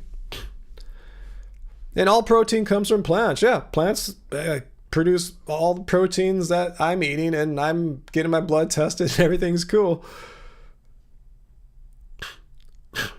Yeah, death wagons. That's a good way to see it when you see like animals being carried on trucks there, huh? All right, before we go, let's let's look at Roddy here. We exploit animals by being vegan. One word, monocrops. I'm not sure what you think we're eating, Roddy, but we don't eat monocrop foods that much. And let's just look what Roddy's saying here. Exploiting animals. All right, let me get the poop wall back up for Roddy here. You're violating the rule by throwing a lot of poop on the wall, but we'll do one more and we'll get going. So first of all, okay, how what am I eating and how is that exploiting animals, Roddy? Be specific. You're making me fill in the blank. So how am I exploiting animals by eating monocrops? And what monocrops am I eating? Just let me know. And aren't you eating these same monocrops? And thirdly, aren't most of these crops that are grown in this agribusiness monocrop model that you're speaking of there, Rodney, aren't they fed to livestock, such as corn and soy, the two largest monocrops in the United States? Over 90% of corn and soy never reach a human. They reach animals in the form of livestock. And corn also goes to make ethanol to fuel a lot of your guys' cars. So no, it's not a vegan issue. It's if you really are concerned about animal exploitation and agriculture, specifically combine harvester monocrop foods, you would go vegan because most of these foods go to feed livestock, which you or your friends are eating. Maybe you're the guy that just eats one animal that you hunt a year, but most people aren't doing that. And also, yeah, I eat grains. Good point, Roddy. I eat grains. Let's compare kinds of cruelty and animals killed when... Okay, here, let's just look at this one here. Number of animals killed to produce 1 million calories in 8 food categories. So if you look at this chart here, you notice there's two colors. The red part of the bar graph represents the numbers of animals killed in the slaughter of like say chicken here. And the gold part represents how many animals are killed in the harvest of the foods that are utilized to feed these animals here. So let's look at grains here.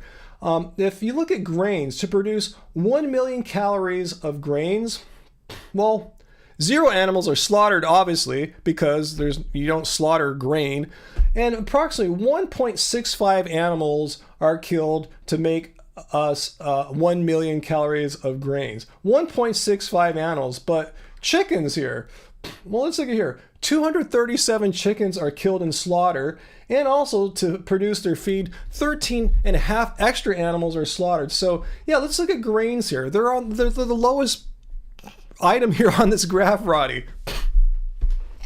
Well, if grains kills more than 100 species per harvest, well, let's multiply that.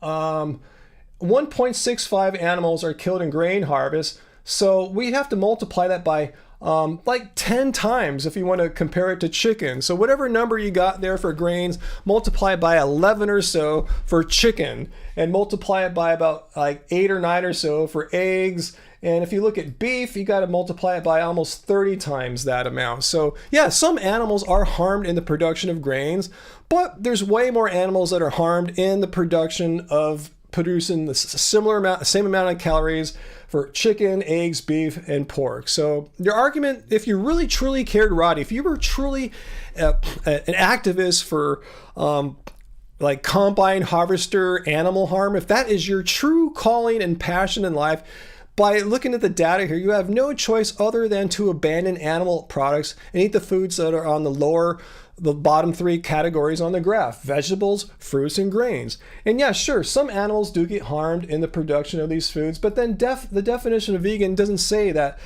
it's absolute perfection. 0 animals get harmed. It says veganism is a philosophy, a way of living which seeks to exclude as far as possible and practicable all forms of cruelty to animals for food, clothing, any other purpose. The key words here, as far as possible and practicable. Yeah, if the production of grains involves 1 animal to get killed every million calories, that's as best it can be done, but it's way worse, as we see here, to produce 1 million calories of animal food products. So just because there's not perfection in the production of plants doesn't mean that veganism is null and void. It just means we live in an imperfect world and we can't expect perfect results as far as possible and practicable. If my legume truck or radish truck runs over a rodent on the way to the supermarket, so be it. You know, non-vegans are going to buy those radishes as well too. It's just not for me, for vegans. So good argument there. So yeah, if you were truly concerned, Roddy, well, if my philosophy kills 10 million crickets a day, then your philosophy would kill 10 to 30 times more crickets a day. So I'm saying, if you were truly concerned about being this reductionitarianist, am I pronouncing that correctly? If you're truly your goal is to reduce the amount of harm caused by plant agriculture to the smallest amounts possible, again, you would have no choice other than to eat the foods that are on the bottom parts of this graph. But you don't. You're just saying, oh, but it's not perfect. There are still some animals being harmed in the production of grains and fruits. Yes, it's not a perfect world, but you're ignoring the fact that there's exponentially far more animals being killed in the production of animal products. There's the slaughtered animals and the increased numbers of animals that are killed to feed them, because you got to feed, you know, it takes a lot of feed to feed all these animals that are being slaughtered. So good question there, Roddy, and it just shows that you don't understand what veganism is. It's not perfection. It's a way of living in this world, this imperfect world, as best as we can to not harm animals. And if a turnip truck runs over a grasshopper on the way to the market, it doesn't mean veganism is null and void. It just means fewer animals are being harmed the way I'm eating. I didn't say it was perfect. We live in an imperfect world, Roddy. So anyway, thank you. Oh, you only eat veg and wild fish. Well, you know, should we look at some of the data on how much harm is being caused onto not only fish, but mammals that live in the ocean, so Roddy can eat fish. Anyway, yeah, we always get the person here that says, oh, I just live off the land. I live in a wild hut in the middle of nowhere, and I shoot an animal once every year and eat that. Yeah, cool. Good for you. Let's try to see that scale for mass civilization. So now I'm a fool. Okay, Roddy, so now you're definitely banned. If you're calling me a fool, you've violated rule number 1 here, which is basically, let's get back to the rules. No personal attacks, harassment. Yeah, your personal attack, calling me a fool. You know, I didn't call you a fool. I may have thought you were a fool, but I never called you a fool there, Roddy. So where is Roddy? Thank you, Uncle. He's gone, and thanks for playing. And well, at least we got to explore this myth that if you eat grains, you're killing all these animals. Well, yeah, maybe so, but you know, Roddy's way of eating kills even way more animals. So like I said, if he was truly concerned about reducing the numbers of animals harmed in the productions of foods, you have no choice other than to go vegan. But they don't care. Just like Joe Rogan, he's not a plant activist, you know, speaking up for the voiceless plants. He's just using that as a stupid excuse to try to say, oh, vegans aren't perfect. Yeah, we're not perfect. It's an imperfect world. And we don't have to be perfect to be vegan. We're doing as best as we can. We can't control things like what happens in the productions of food.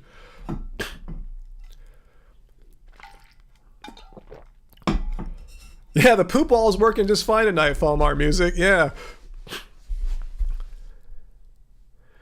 Bill, do I want to know the score of the game? Just tell me. Yeah, Boston's beating Miami, right?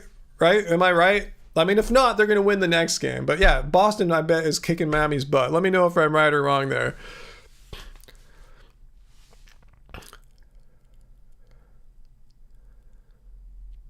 The fish goggles are thick, huh?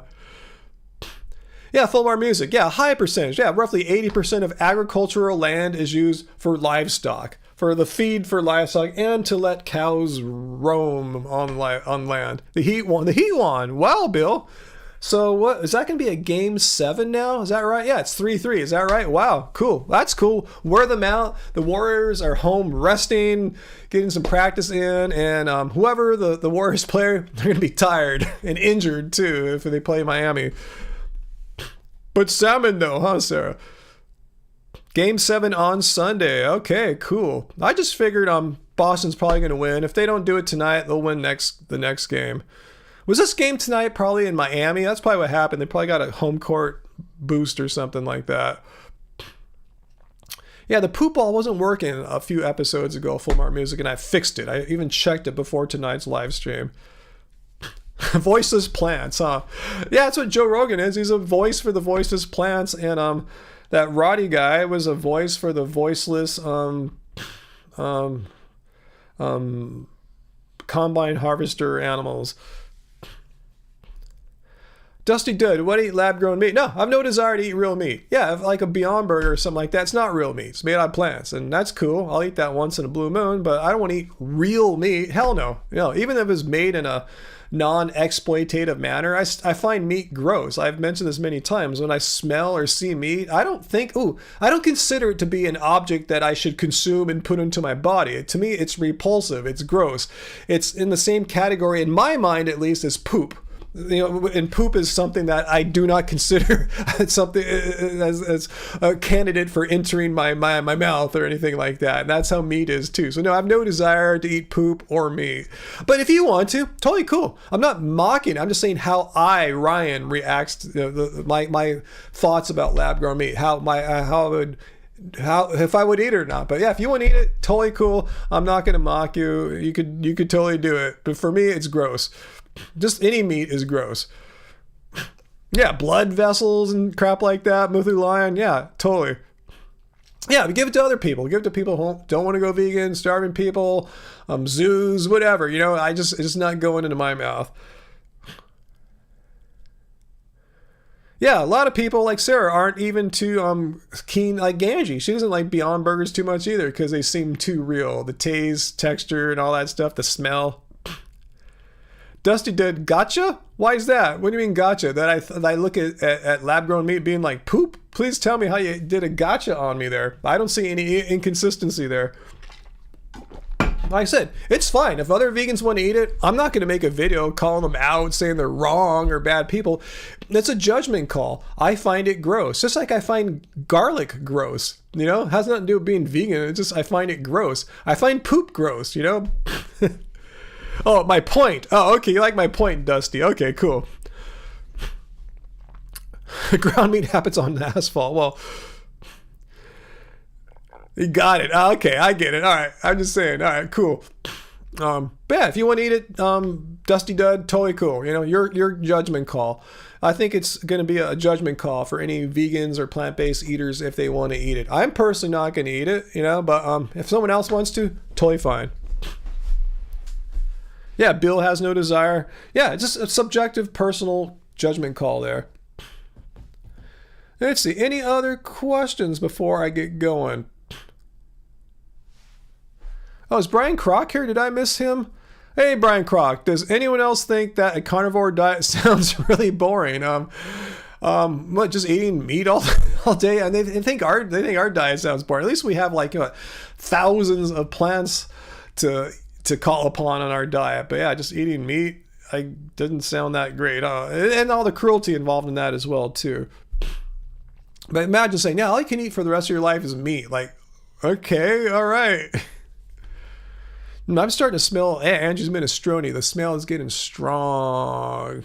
I guess I should get going. That's usually what lures me out too, when I can tell the meal is about ready. I am starving, guys. Seriously, I'm totally starving after the hill sprints of this morning. And I did them in the sun too. I was hoping the morning overcast would last longer, so I got a little sun sap there.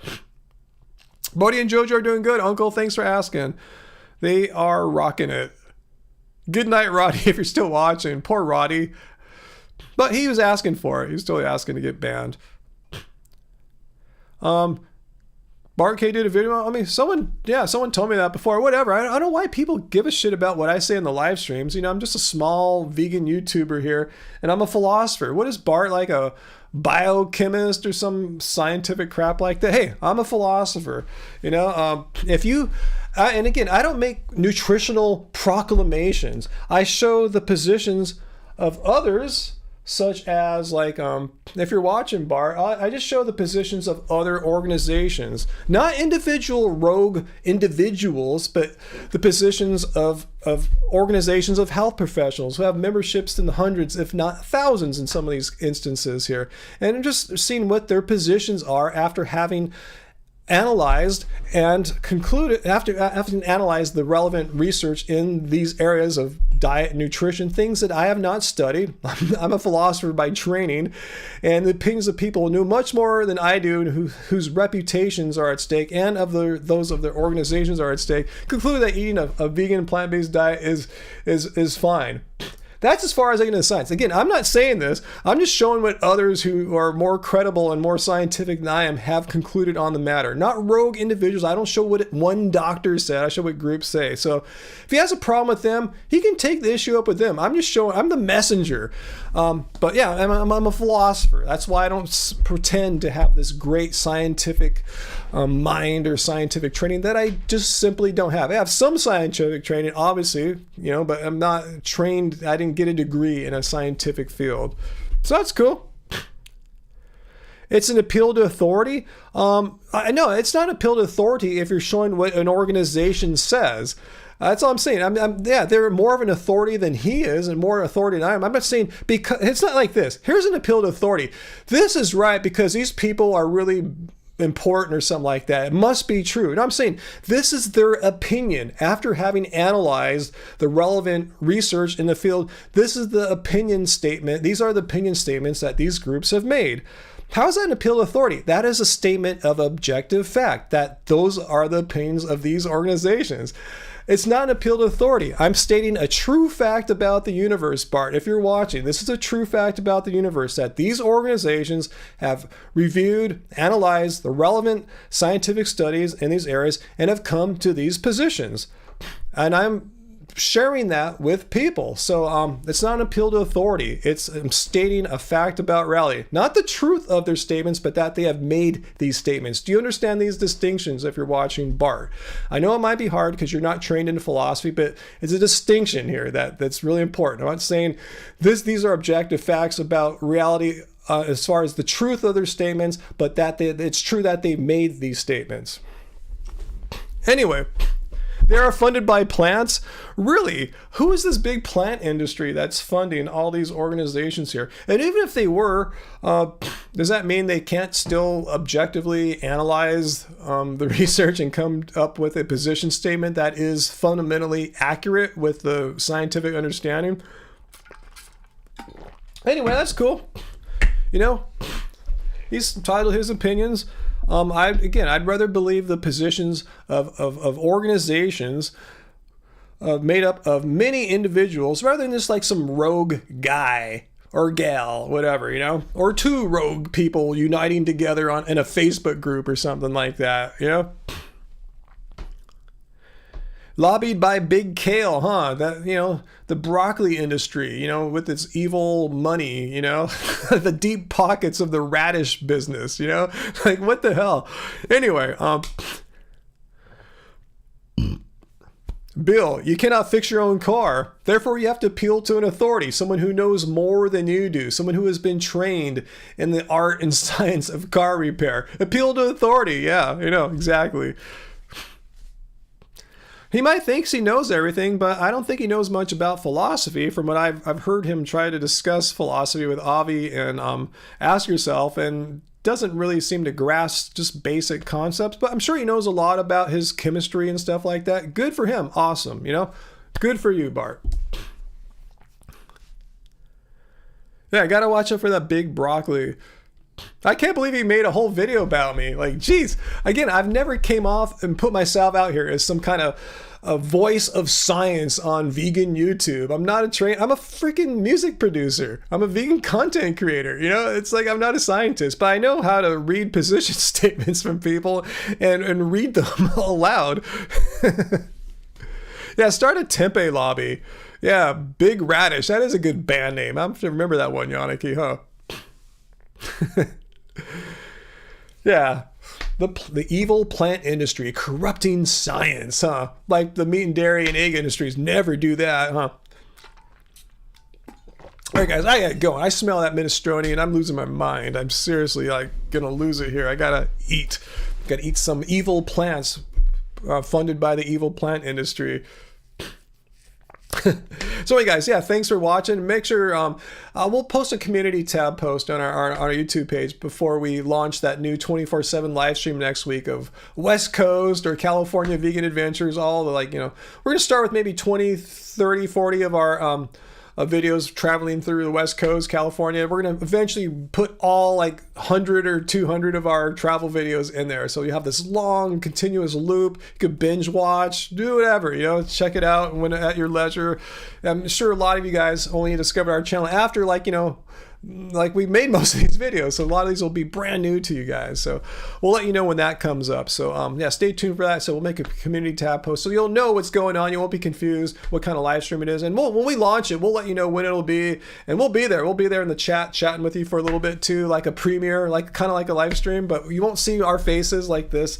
And the Friday night live streams will keep happening as normal, and a few midweek live streams too. But we thought we'd try to figure out a new kind of, for lack of a better term, a new video product, you know, to experiment with and see how that goes. So anyway, guys, let you know about that when that happens. Yeah, have a good long weekend. Yeah, it's Memorial Day weekend here in the United States. To me, I always forget about the Memorial and Labor Day holidays. They just kind of sneak up on me. For me, it's the same thing. I don't get an extra day off. In fact, it just makes people travel more, so I'll probably just stay in the house and work. Me and Angela will just probably edit some more videos together for that live stream. So anyway, guys, what's that, Brian? Had someone this week say plants will kill you? Yeah, they can if you walk under, like, you know, 1,000 pounds potatoes and alfalfa. Yeah, plants can kill you, but they're not going to kill you by eating them. But anyway, so anyway, guys, thanks for coming to this live stream. Much appreciated. Thanks for all our moderators moderating and all our new channel members here. I see, yeah, we have like 15 or 16 of them now, just after launching it just barely a week ago, like a week ago today. So that's really awesome. And yeah, I said we'll have some plans for you soon on what we're going to do for the members. And I want to thank all our loyal viewers, members or not. You know, you guys are what make these live streams cool. There's a great community. And, you know, what can I say? Fridays are my favorite day of the week. Thanks to you guys. Hey! And we have the Doesn't Suck Being Vegan tees there. So thanks, Anonymous, for buying. Oh, you got just the regular, just a regular Happy Healthy Vegan tee off our new merch store there. So cool. Thank you guys. Thanks for supporting us, and, you know, hopefully you'll enjoy our merchandise there and get one of our Doesn't Suck Being Vegan tees there as well. I love wearing that shirt. All right, guys. Much love, and we will see you guys very soon. And Brian, come back on a future live stream. We could talk more about some of these knuckleheads saying all this weird stuff to how plants want to kill us and stuff. I'd like to hear more about that. I gotta go because I'm starting to ramble and babble here because I'm starving. All right, guys, much love, peace, and remember, it doesn't suck being vegan. Bye, guys.